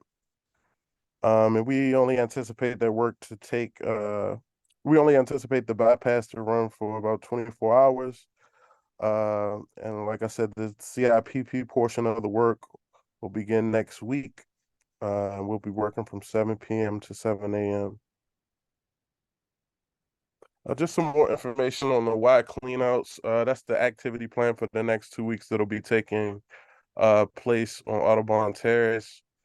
Just some sort of the things the residents can expect. There will be a temporary 2 to 3 hour water shutoff. We'll coordinate with each resident individually to be sure that they are aware of the time that the water is shut off. We'll have flaggers on Audubon Terrace just to direct vehicles and pedestrian cyclists around our work zone. The work will require us to do some excavation near the right-of-way and property line along Audubon Terrace. So you'll see us out with some excavators doing some digging and placing in some shoring in those holes. Once we complete that work, we will do a temporary surface restoration in those areas. As I mentioned, the DC Water inspectors, they will knock on each door of each property that's impacted, notify them of the shutdown, and we'll also give them another knock once the work is complete and the services are reactivated. You may notice some additional utility markings on the ground. That just helps guide our contractors around some of the existing utilities in our location. And you all folks living on Audubon Terrace may experience hear some noise coming from some of the equipment in use. Like I said, we plan on having an excavator out on site, as well as some dump trucks and a few service trucks and other supporting equipment. Moving along, I know everyone is excited to wrap the project up. So here's some items on our path to completion, still remaining to be done.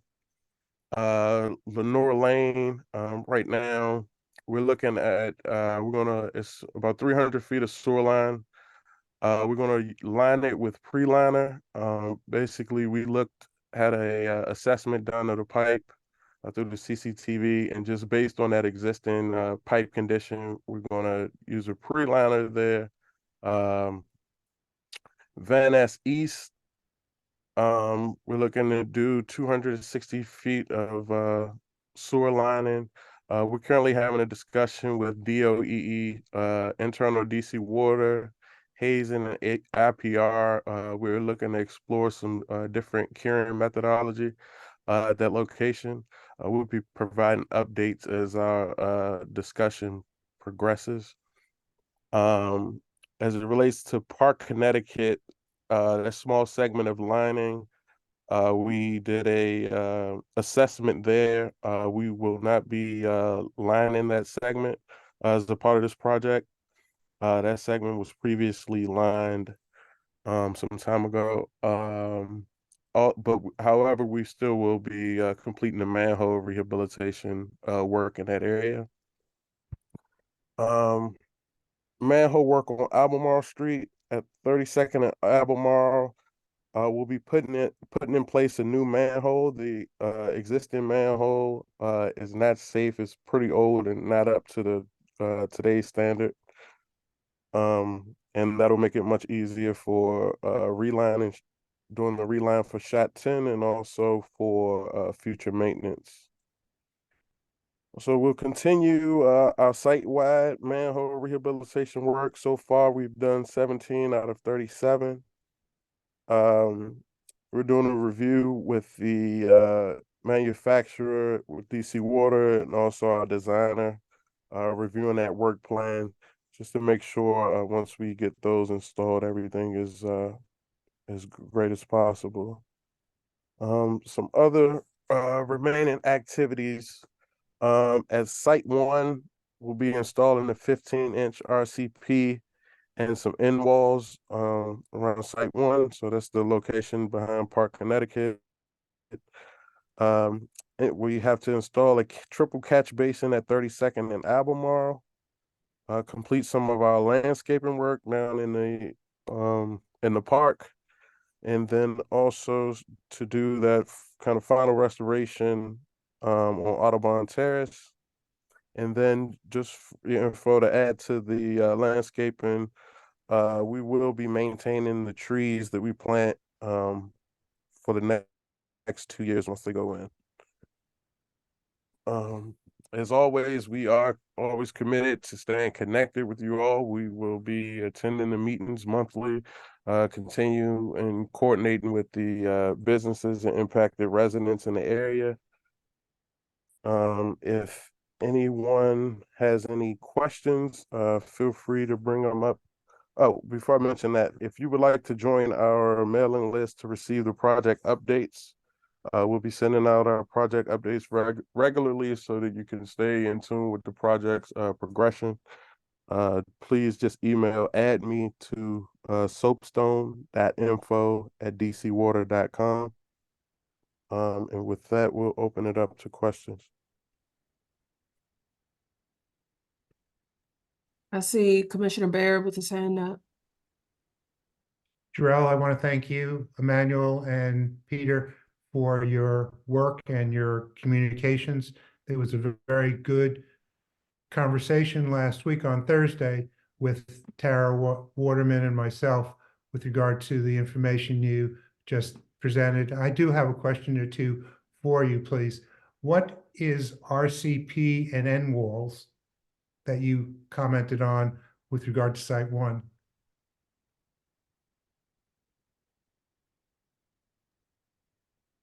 Hey, Peter, do you want to take that question?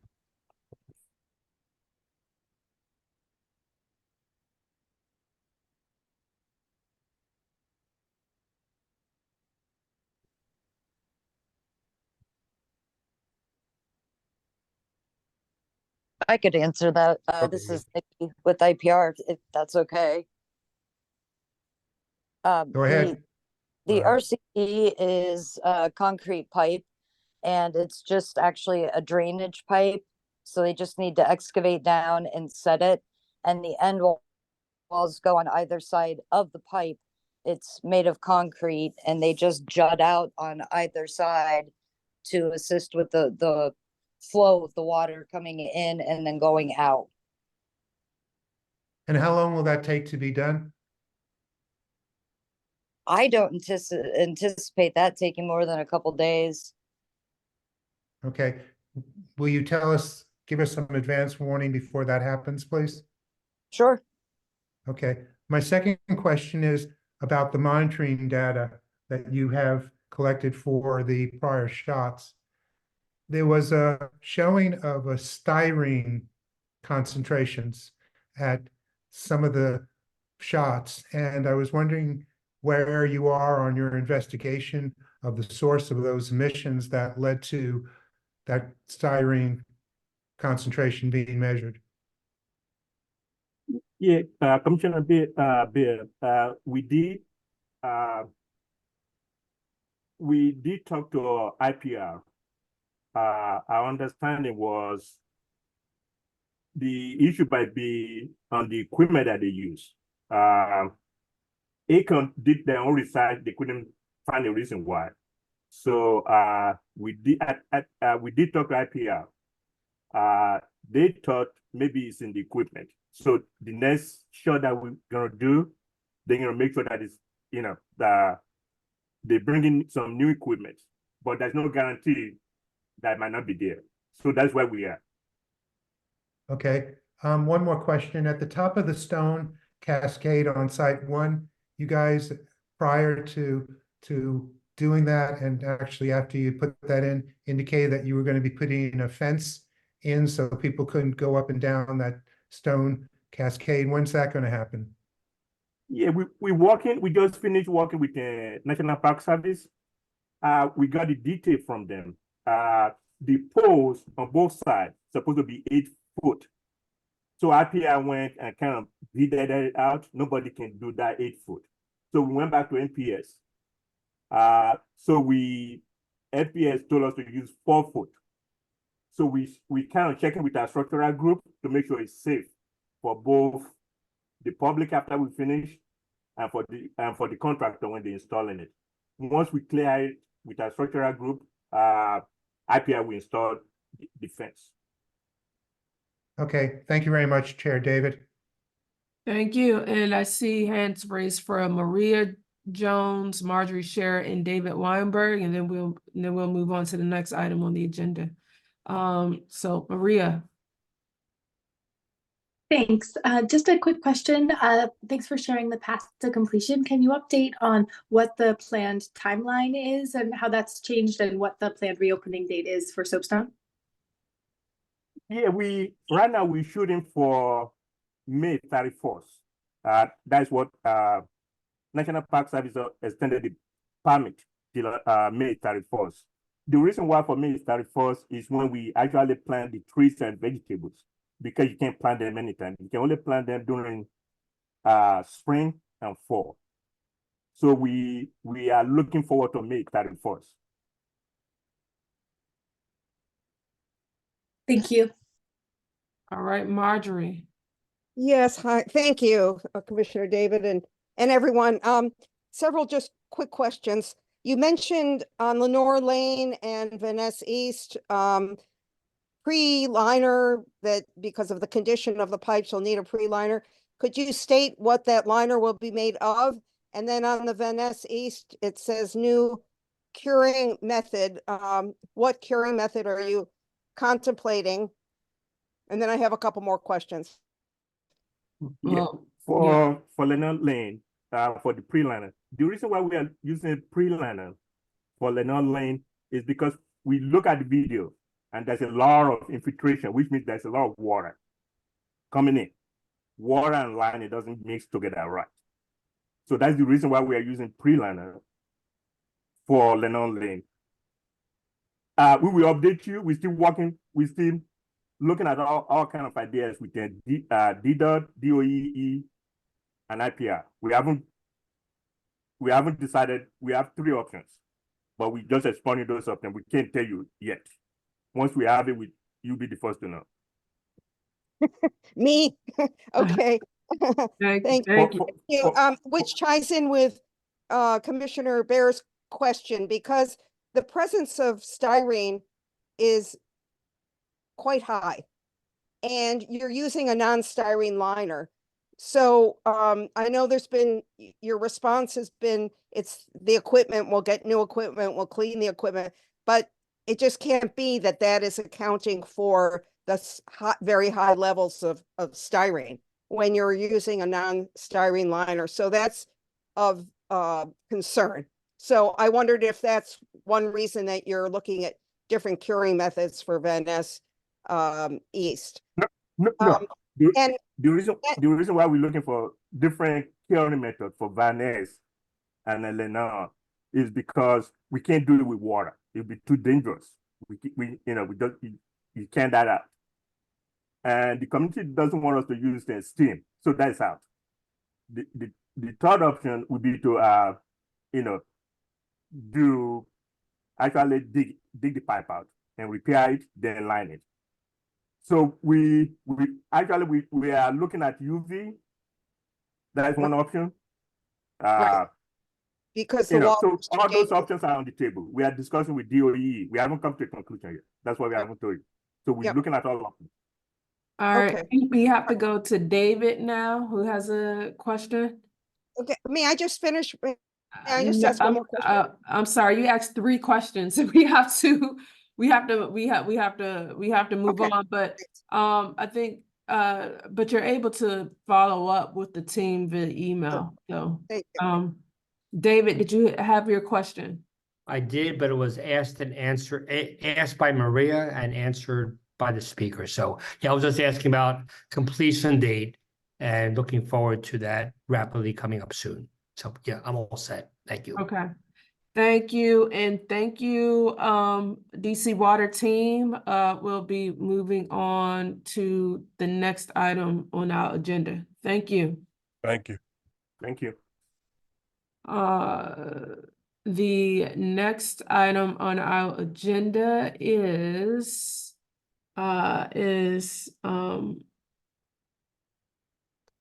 Caldwell Family Vines, license for Caldwell Family Vines. Who is here to speak on that? It should be a Cameron Mixon. Hello, ANC3F. I'm not seeing my camera footage right now. I'm not sure if it's coming through for you. Not sure why that's happening, but my name is Cameron Mixon. I'm the counsel to the applicant, Caldwell Family Vines, the Veritas law firm. It's a very straightforward application. Caldwell Family Vines is a family-owned wine delivery service. They purchase their own inventory, post it to a website where people can make online orders, which are then shipped for delivery in and out of DC. Barry Caldwell, the owner, does most of the operations himself. They previously have had a different storage location in the city, and this application just concerns they lost access to their prior storage location because it was sold or given to a new owner, didn't allow them to use their lease expired, and now they're seeking a new location with which to conduct their storage operations. The only thing that goes on at the location is just the Barry goes to fulfill orders placed by online shoppers and then packages them for mailing.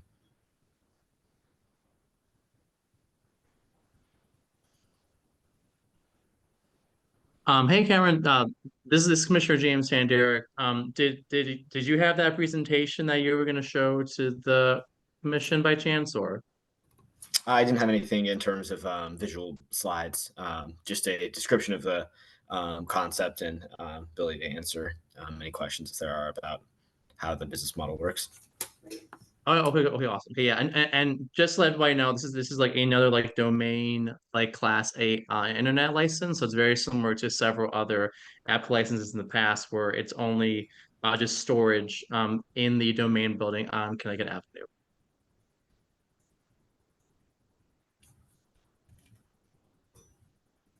Are there any questions? Are there any questions from the community? I see a question from David. Yes, actually, this one I was pleased about when I first saw the agenda, but now somewhat concerned. No, as I understand it, no digs against the applicant and the applicant for the license. But I firmly believe, if I understand it correctly, that Connecticut Avenue desperately needs active storefronts and not back office operations. If this operation for this license is like GoPuff, I believe that should be somewhere far removed from Connecticut Avenue, because Connecticut Avenue needs vibrant storefronts that have people congregating inside and out front, and not a back office warehouse operation. So if that's the intent, I, as a resident, I'm not supportive of it, and I would encourage ANC3F to not approve it. Thank you. Thank you. I am looking to clarify this specifically, but to your point, my understanding is that the unit in particular where the license applies to is access from the rear of the building, and thus not something that would be directly facing the areas of pedestrian traffic. But I can look for the storefront looks like. Right. So certainly not as offensive, but that does erode the potential for utilization of the other side of the property facing Connecticut Avenue, that it's facing the alleyway opposite Connecticut Avenue. Again, I think Connecticut Avenue has a lot of challenges on the retail side, and we need as much square footage allocated to storefronts facing Connecticut Avenue as much as possible. And David, just to clarify as well, that so with domain storage, it's like only used for like wine and alcohol storage. So like that's the only purpose of it. It's not meant for like GoPuff where people come in and out like all the time. It's mainly just for like storage in itself. So the point is that's not meant to like hold up like traffic on Connecticut Avenue, because that's like a different issue. It's mainly meant just to like store like wine and alcohol like in like a closed off facility as well. And I mean, I get your point too, where trying to make sure there's more storefronts, but considering we're getting 4 more on the Van Ness corridor, like this, like I'm now worried about like having this Caldwell Family Vines like just have like a storage container, because I mean that's all it is, like it's just like a storage container that is being utilized for the storage. It's not going to be like a whole storefront itself. And I mean same with the other domain storages, like it's not like a storefront, it's just like a storage like container. It's not meant to like take up a ton of room at all. So again, I don't want to drag this out, and I'll just be brief, but what is the storefront of what is the opposite side of that property that fronts Connecticut Avenue? Do you mean like the alleyway, or? No, the other side of I guess I need to see some so yeah, what I'm understanding is what David doesn't want is storefronts along Connecticut Avenue all of a sudden having this not just not being just welcoming. It's not anything that anyone could utilize. They're just there to be storage for company business. I mean, to clarify, the domain storage facility is already in operation and it's just rented out to various businesses. So the license applies such that Caldwell specifically has permission to rent space within it. It's already an established part of the Connecticut Avenue space. Right, so what does the part that's facing Connecticut Avenue, is there any portion of it that faces Connecticut Avenue? No, it's solely in that alleyway. So like all the applicants that we've approved, they do their business like in like the I think it's not VZ Terrace alleyway, but like none of the operations happen on Connecticut Avenue. It's solely in this like alleyway where people like enter and through. Between VZ Yes. and Van Ness. Yeah, that's what it is. Yes. Front Commissioner. of the building is a nail spa. Okay, Commissioner Bayer. Yeah, I think, David, I think I understand what you're talking about. What you're saying is that the area where the storage is, there's a piece of the building that fronts on Connecticut Avenue.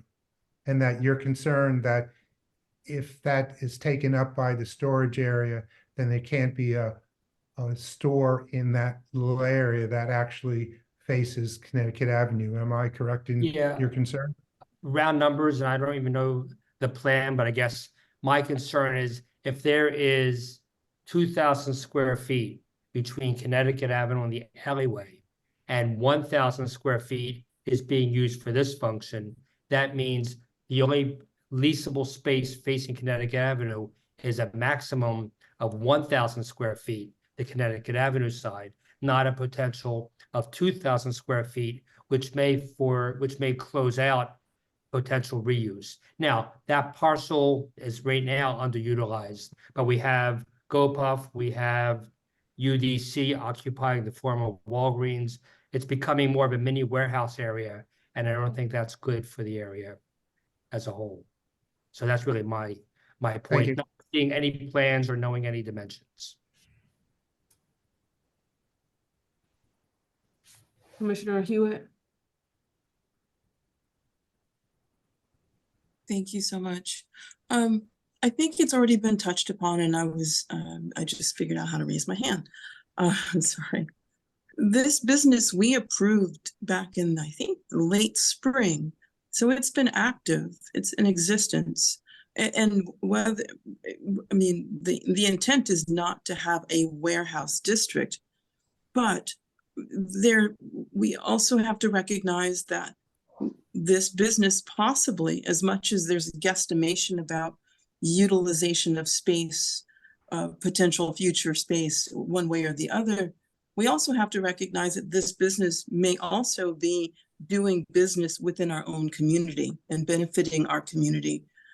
So I think that that's important to remember that. It has been an active business in our community for many, many months. And it sounds as though they are, whatever that might be, it could benefit our business. I think it's easy to bash it. I think it's also good to look at what the pluses are. So thank you. Thank you. Have you got any comments, Mr. Mixon? Just Commissioner Tanderick sharing the domain storage. You can see that it just an idea of its back entrance and the layout to some extent.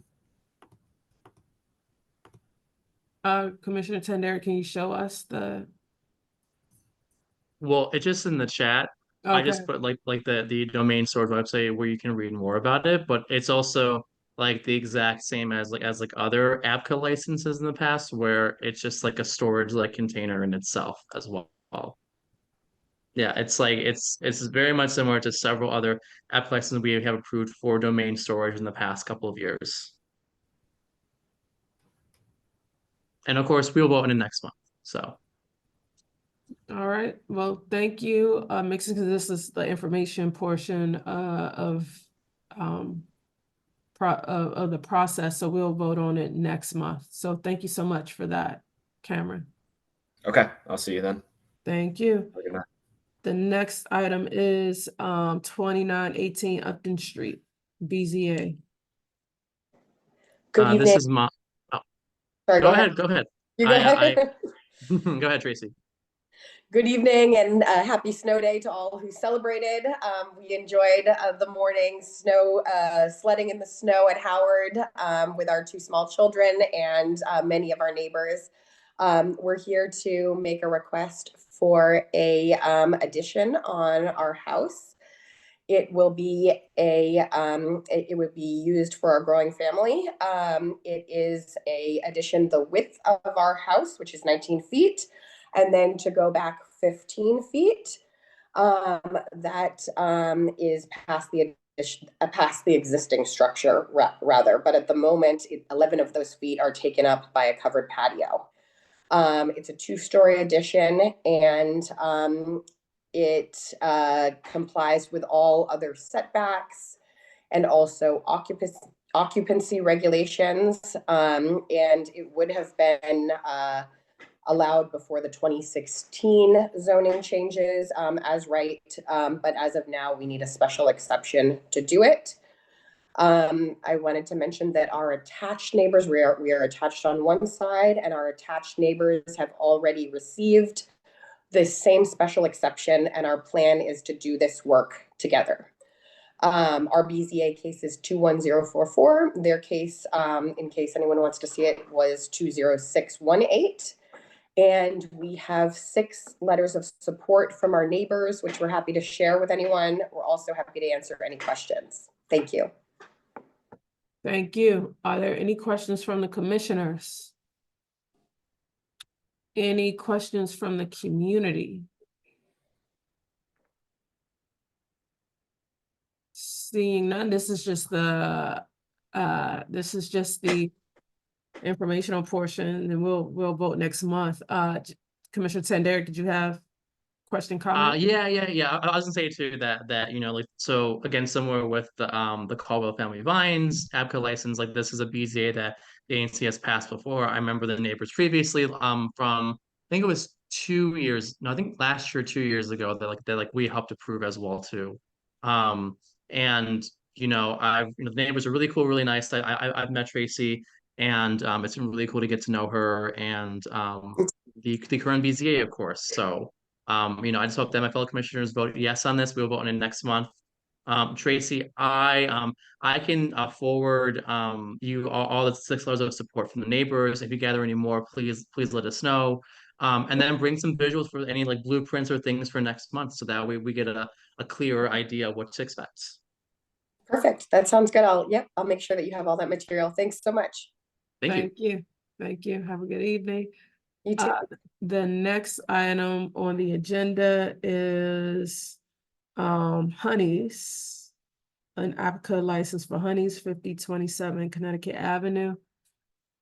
Have we got anyone to speak on that?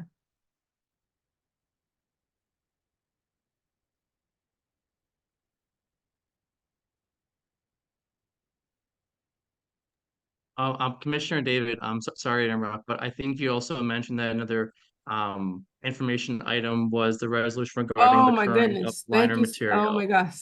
Thank you so much. And I Yeah. see it written. Yes. Before we get to that, Mitch, please speak on the resolution. Okay, I'm sorry.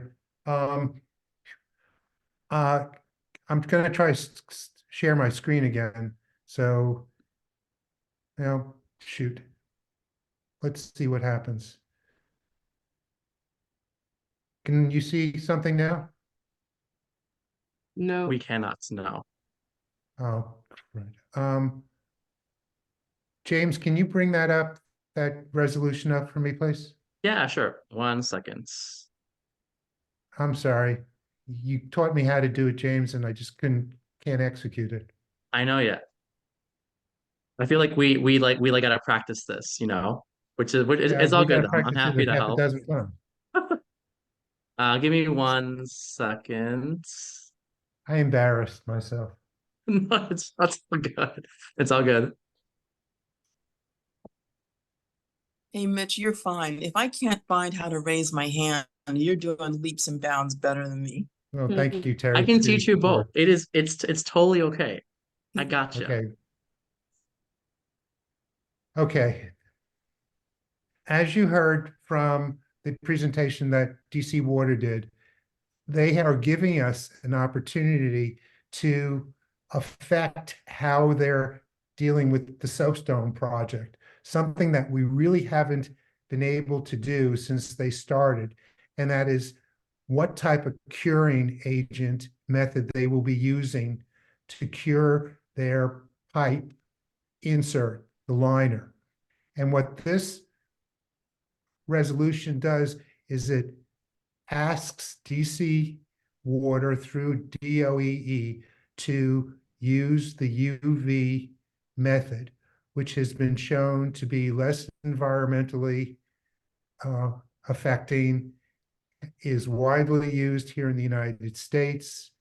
It's been used out in Portland and Seattle, and has been used extensively in Europe and has been shown to have a smaller footprint of effect and equipment necessary for it.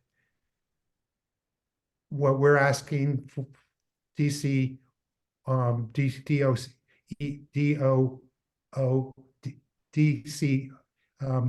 to do is direct DC Water to use this UV curing method. So with that, I'll stop and let any of the other commissioners talk to this particular resolution.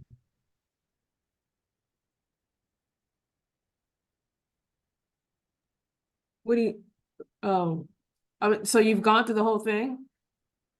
Yeah, Okay. it's very simple. The Okay. whereas is just to indicate that now DC Water's contractor has the opportunity and a firm that can do the UV curing method. And we, as you heard, they're contemplating it now, and DOEE is either this week or next going to give them the okay to do some type of curing method. And they've already said that they can't do the water or the steam because of the nature of the work that they're trying to do. So this resolution kind of pushes over, this decision to tell them to do the UV curing method. All right, I saw Commissioner Slatnick and then Commissioner Hewitt. I have two questions, and I have read the 10,000 pages that you have sent to me today, Mitch. Is the real problem is that it has a smaller footprint to make these corrections and it has no noxious odors? Is that the real reason why you're even trying to find another process? Well, it not only doesn't have the noxious emissions of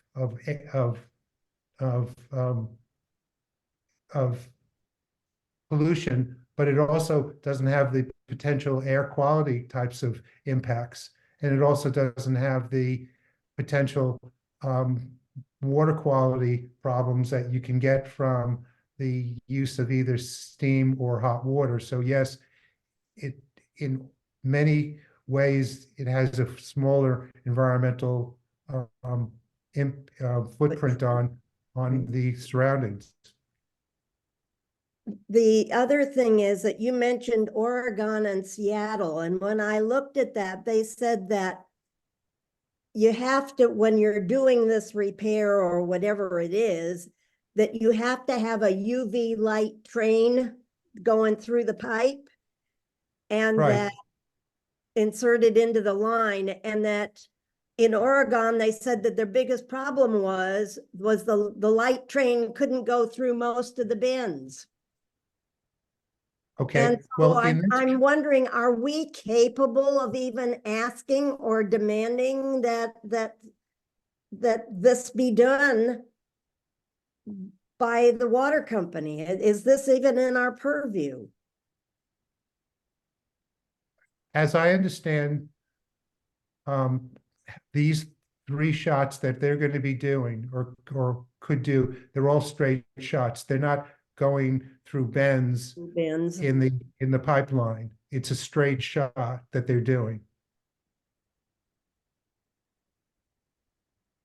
And are we competent in order to make these kind of resolutions? Just curious. I believe that what we're doing is telling DOEE that we feel that this is how they should approve, and hopefully this will be given great weight with their decision. This is part of our responsibilities to inform the DC government and its agencies of matters that we feel are of public concern. Okay, thank you. Commissioner Hewitt, then Commissioner Tanderick.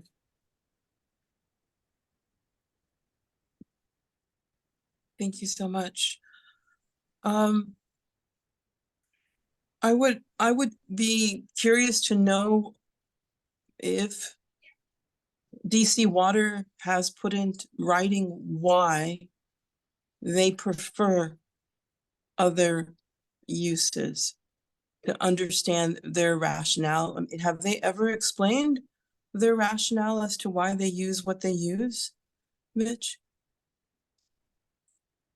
I don't recall that they have ever formally told us, either in writing or verbally, why they chose to do the steam, the hot water that they originally chose to. I do recall that they had told us when we asked them originally to do UV, that they said that they didn't have a contractor who could do it. And in fact, IPR now has that ability by acquiring a firm that can do UV. So that I don't know what their thinking was in the past, but now they have that capability. So it's reasonable to ask them to go forward with the UV method. Yeah. No, I understand. I do think that it would be good to know what the rationale is, so that if there is pushback, or at least there's a baseline of information.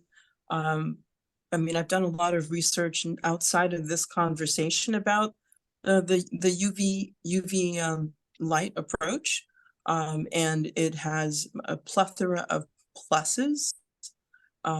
And the fact that it's being used at the federal level and it's used throughout Europe.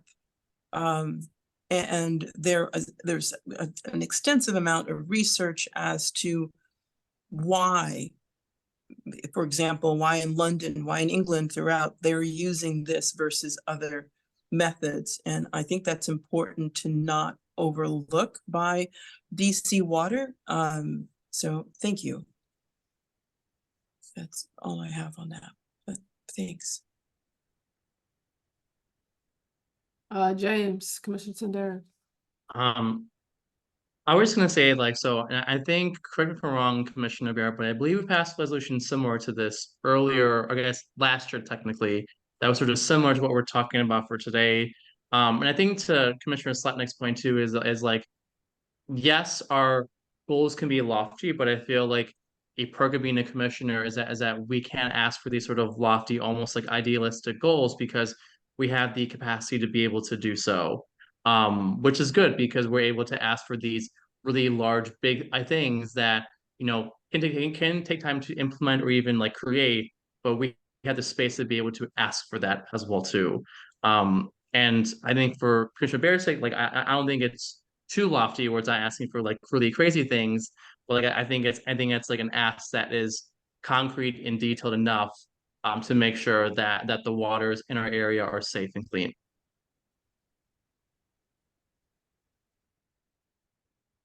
Thank you. Are there any other comments from commissioners? Any comments from the community? Seeing none.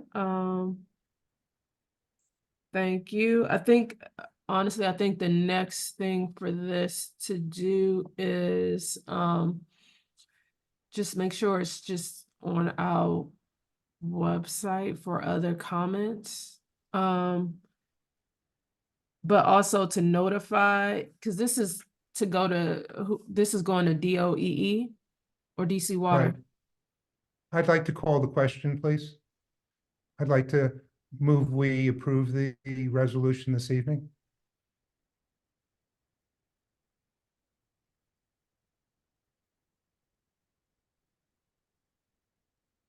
Does anyone Well, second?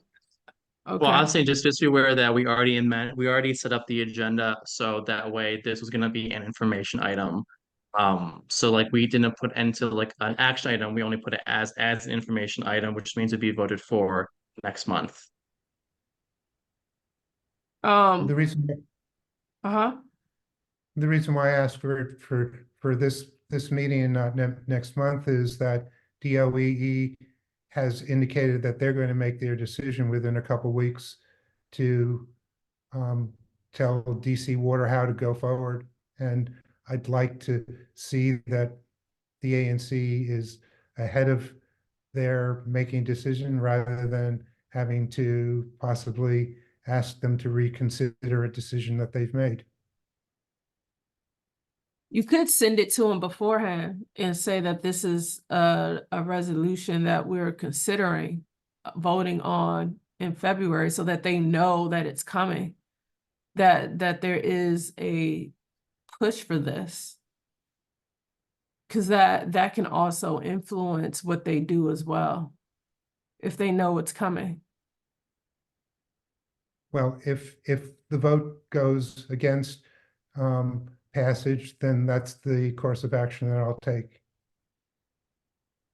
I mean, I would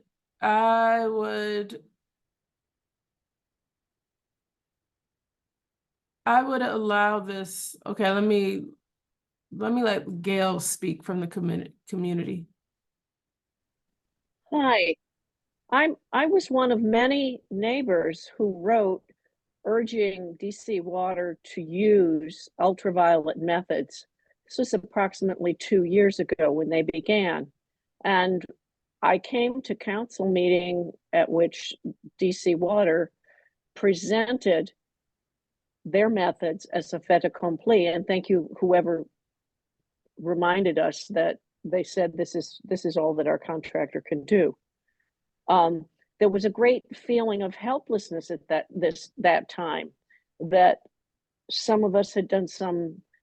I'm not a scientific expert, and I'm speaking on behalf of neighbors who were concerned, and so I thank you, ANC3F, if you do take this resolution seriously, because this is the outcome that many of us hoped for a while back. And thank you so much, Mitch, for putting it into the form of a resolution. I think this is absolutely something good that the ANC3F can move forward with, because this is what your constituents, many of your constituents, I'm not going to say there was a vote or anything, many of your constituents were speaking for a while back. Thanks very much. Thank you. So what I want to do is not put commissioners in a position right now to be publicly voting on something without giving them a little bit more time, but and this is just a courtesy, right? So, but at the same time, what you can do is send this to DOE, send this to DC Water. You can and you can also include like a petition as well, or a list of neighbors as well to to just give it a little bit more, to just make this impact heavier as well. Just the list of all the people that support this in the neighborhood. But I think it's a matter really of how to diplomatically make this successful for you, and to give it a little bit more, but while at the same time being able to have influence on what DOE DC Water does. Does that make sense? Let me let James Tenderick speak. Yeah, yeah, yeah. Commissioner Bear, like, I think us, the commission, like, we want you to like succeed. So like saying like no tonight like will not help that for you. Um, and I think yes, like I'm at a good point about like constituents being aware, but I think the issue is like we haven't informed the public properly as well. Like it's only via just during like an amendment, and there's only 18 people on the call tonight. Like I don't know. I mean, I feel like we should give the community time to at least like read it over, give thoughts, give opinions, give support for it as well too. Um, I mean, like I could see myself voting for like next month, but this month it's much harder because of like the very short amount of time we were informed about this resolution as well too. And I mean, it's just about like respect, like for everybody as well too. But you can also, Commissioner Brady, you can also draft like a letter and get a permission from the ANC itself, and so that way that will also carry like also great weight as well too. Because at least that way it won't be from you to SMD, but it would be from the whole ANC, and that can be written like right away. You can draft it. We can see, you can give our thoughts in it as well too. So that way, like it gives great weight as well. But yeah, it's tough for me like voting yes on this when like tonight when I know so little about it like beforehand though. And it's not that like I can't research about it for next month.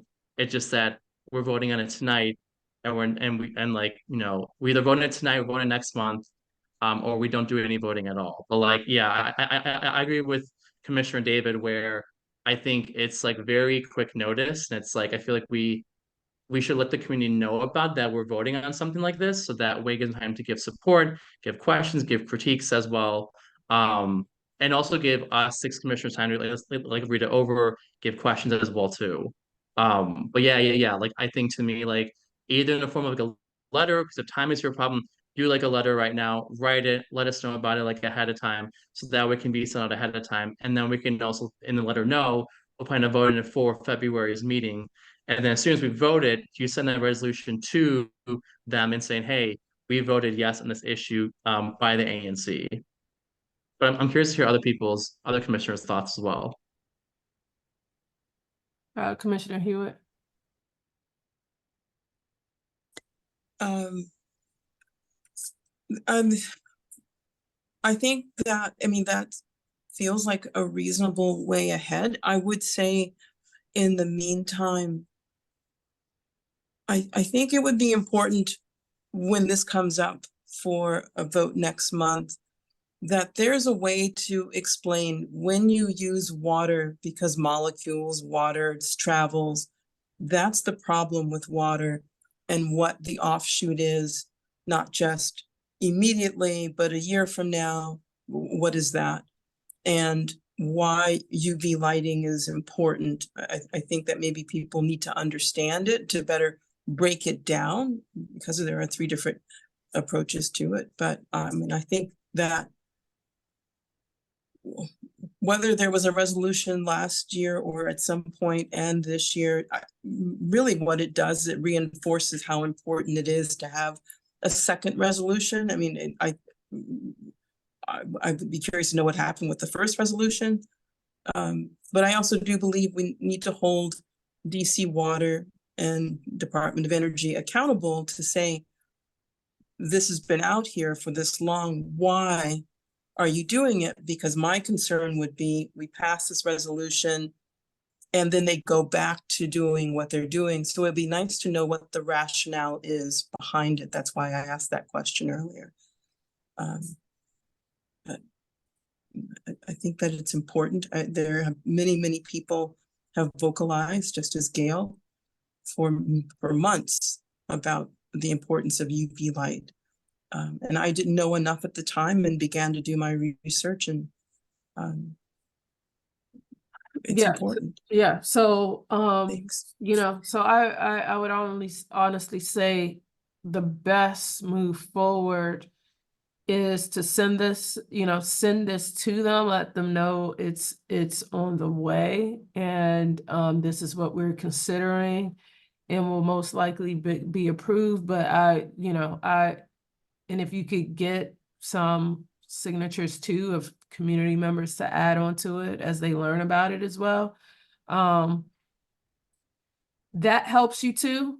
But I want to just make sure that, because basically what's happening is you'll get it voted on next month, but what's happening is right now you just have commissioners who are just uncomfortable with voting on it right now just because of the timeline. But we do normally give the community and commissioners, like we introduce what's happening in the community, resolutions, licenses, all that, and then talk about it. And then the following month actually talk about it if needed, but we definitely vote on it the following month, just to give time. And normally between those months, there may be a special meeting if it's that controversial in the community. There's a special meeting. So I think this is it's good for folks to know that this is happening. And maybe, DC Water will have something else to say at the next meeting before we even vote on it.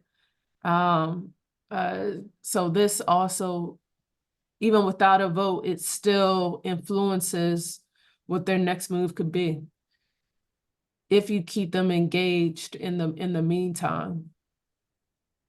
Because even today, if you told them today, somebody would have stayed on to just listen to see what we were going to do. So how are you feeling about that, Mitch? Well, considering that no one will second the motion, I guess you need to move on to the next business at hand. Will you reach out to them though and let them know that this is coming up and send them the copy of the resolution? Yes, I will. Thank you.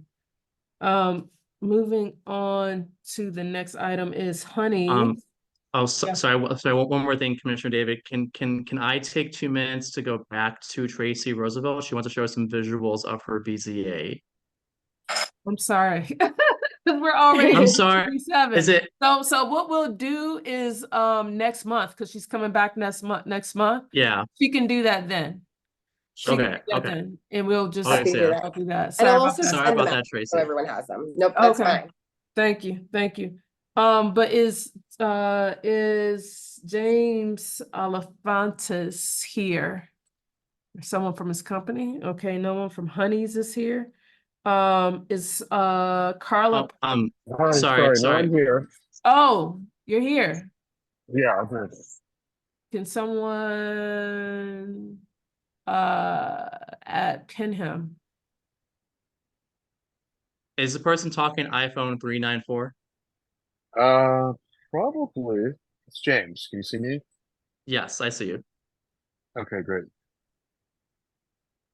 I can't Thank see. you all for having me. Can you hear me okay? Thank you. Yes. Sorry, I'm like working. But I wanted, I listened to the last agenda item. It was interesting, and it's good to see you all again. Yeah, good seeing you. Thank you. Thank you, Claudia. Thank you, Commissioner. It's nice to see Kathy here too. Yeah, our agenda, I think, my agenda at this meeting is pretty light in general. We applied for an ABC license for my new location. I founded Bucks Fishing and Camping in 2003, and we've had that for 20 years plus. And then I opened Comet Ping Pong, in 2006, so it's 18 and a half years old. And then in 2020, I opened Muchas Gracias. And then when Matt Carr and Little Red Fox and Sugar Fox left the block, Call Your Mother came into one location and I came into the other location.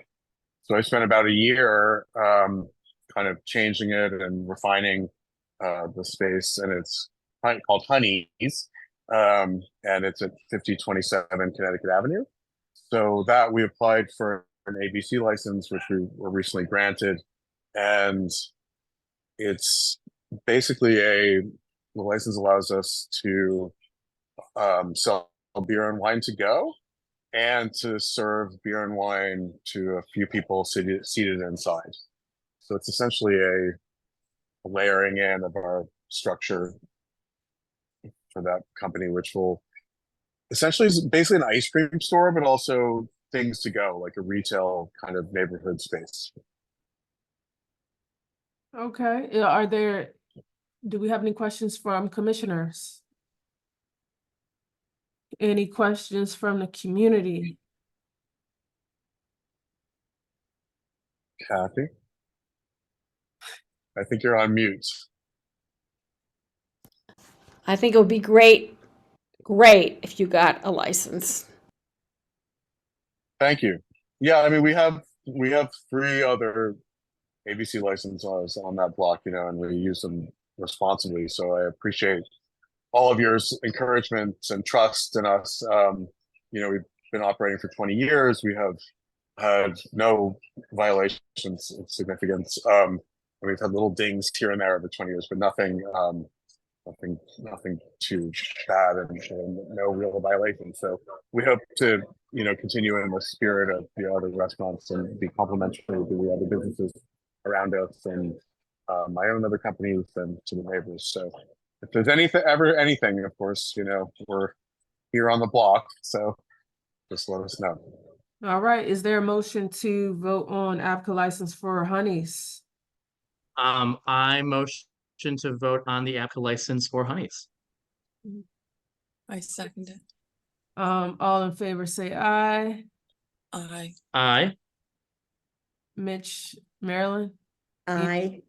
Any opposed? Any abstained? And the motion passes. Thank you. Thank you, James. Thank you. It's an honor to see you all. Keep up the great work. Yep, and Courtney will follow up with you. Thank you. Thank you, Courtney. And our next, move on to the next item is Carla Parks is speaking on permit number 434528.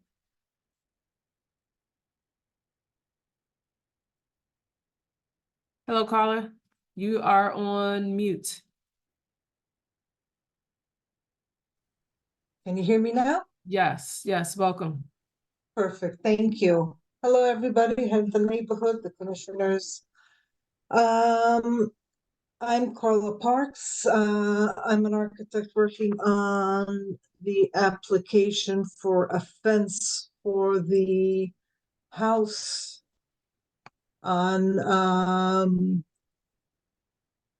I'm sorry, I'm a bit got on Facendri Street.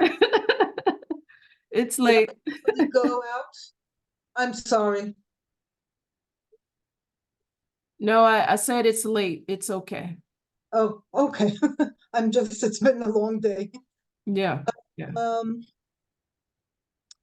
The fence is compliance with the city lines and regulation and restrictions. We met with the city and the DDOT, and we sent letters to the neighbors who we were supposed to send. We didn't hear anything back, so I guess there were no complaints about that. We met with urban forestry, with the arborist, and we figured out there is one big heritage tree on the plot, and we figured out how we're going to take care of it and how to protect it. And we had a long talk with them, and we all got to the conclusion of how to take care of that special tree. The fence actually is not, it's not going to include that tree itself.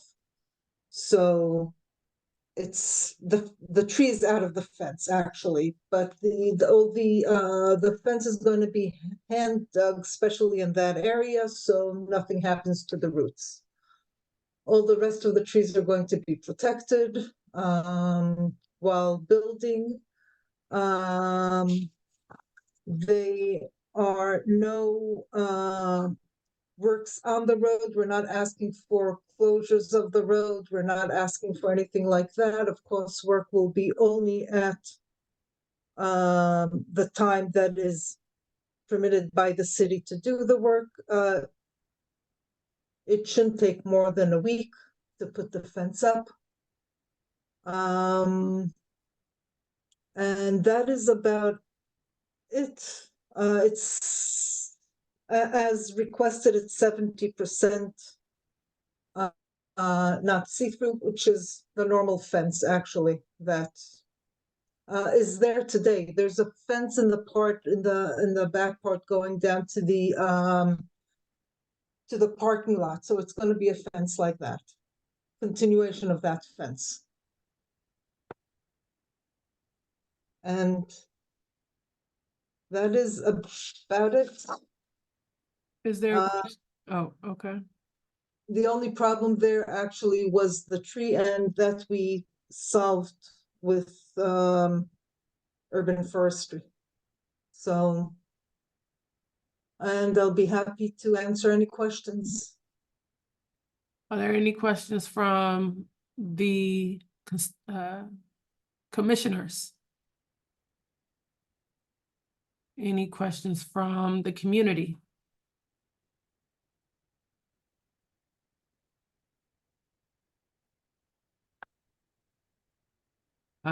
Seeing none. Is there a motion to vote on? I motion to vote public space permit number 434528. I second it. All in favor, say aye. Aye. Aye. Any abstained? Any opposed? And the motion passes. Thank you all very much. Thank you. Commissioner Carlson will, she will follow up with you. Thank you. Thank you. Thank you. And with that, thank you everyone for joining us at the top of the year. Can I get a motion to adjourn? I motion to adjourn this meeting that was actually planned to end at this minute. That's crazy. Good timing, Commissioner David. I tried. I mean, it's excelling basically. Like it's supposed to end at 9:38. That's the idea. That was the agenda. So Yeah. All in favor say aye. Aye. Aye. Aye, and the motion passes. Good night, all. See you next month. Good night. You too. Good bye, night. everyone. Good night.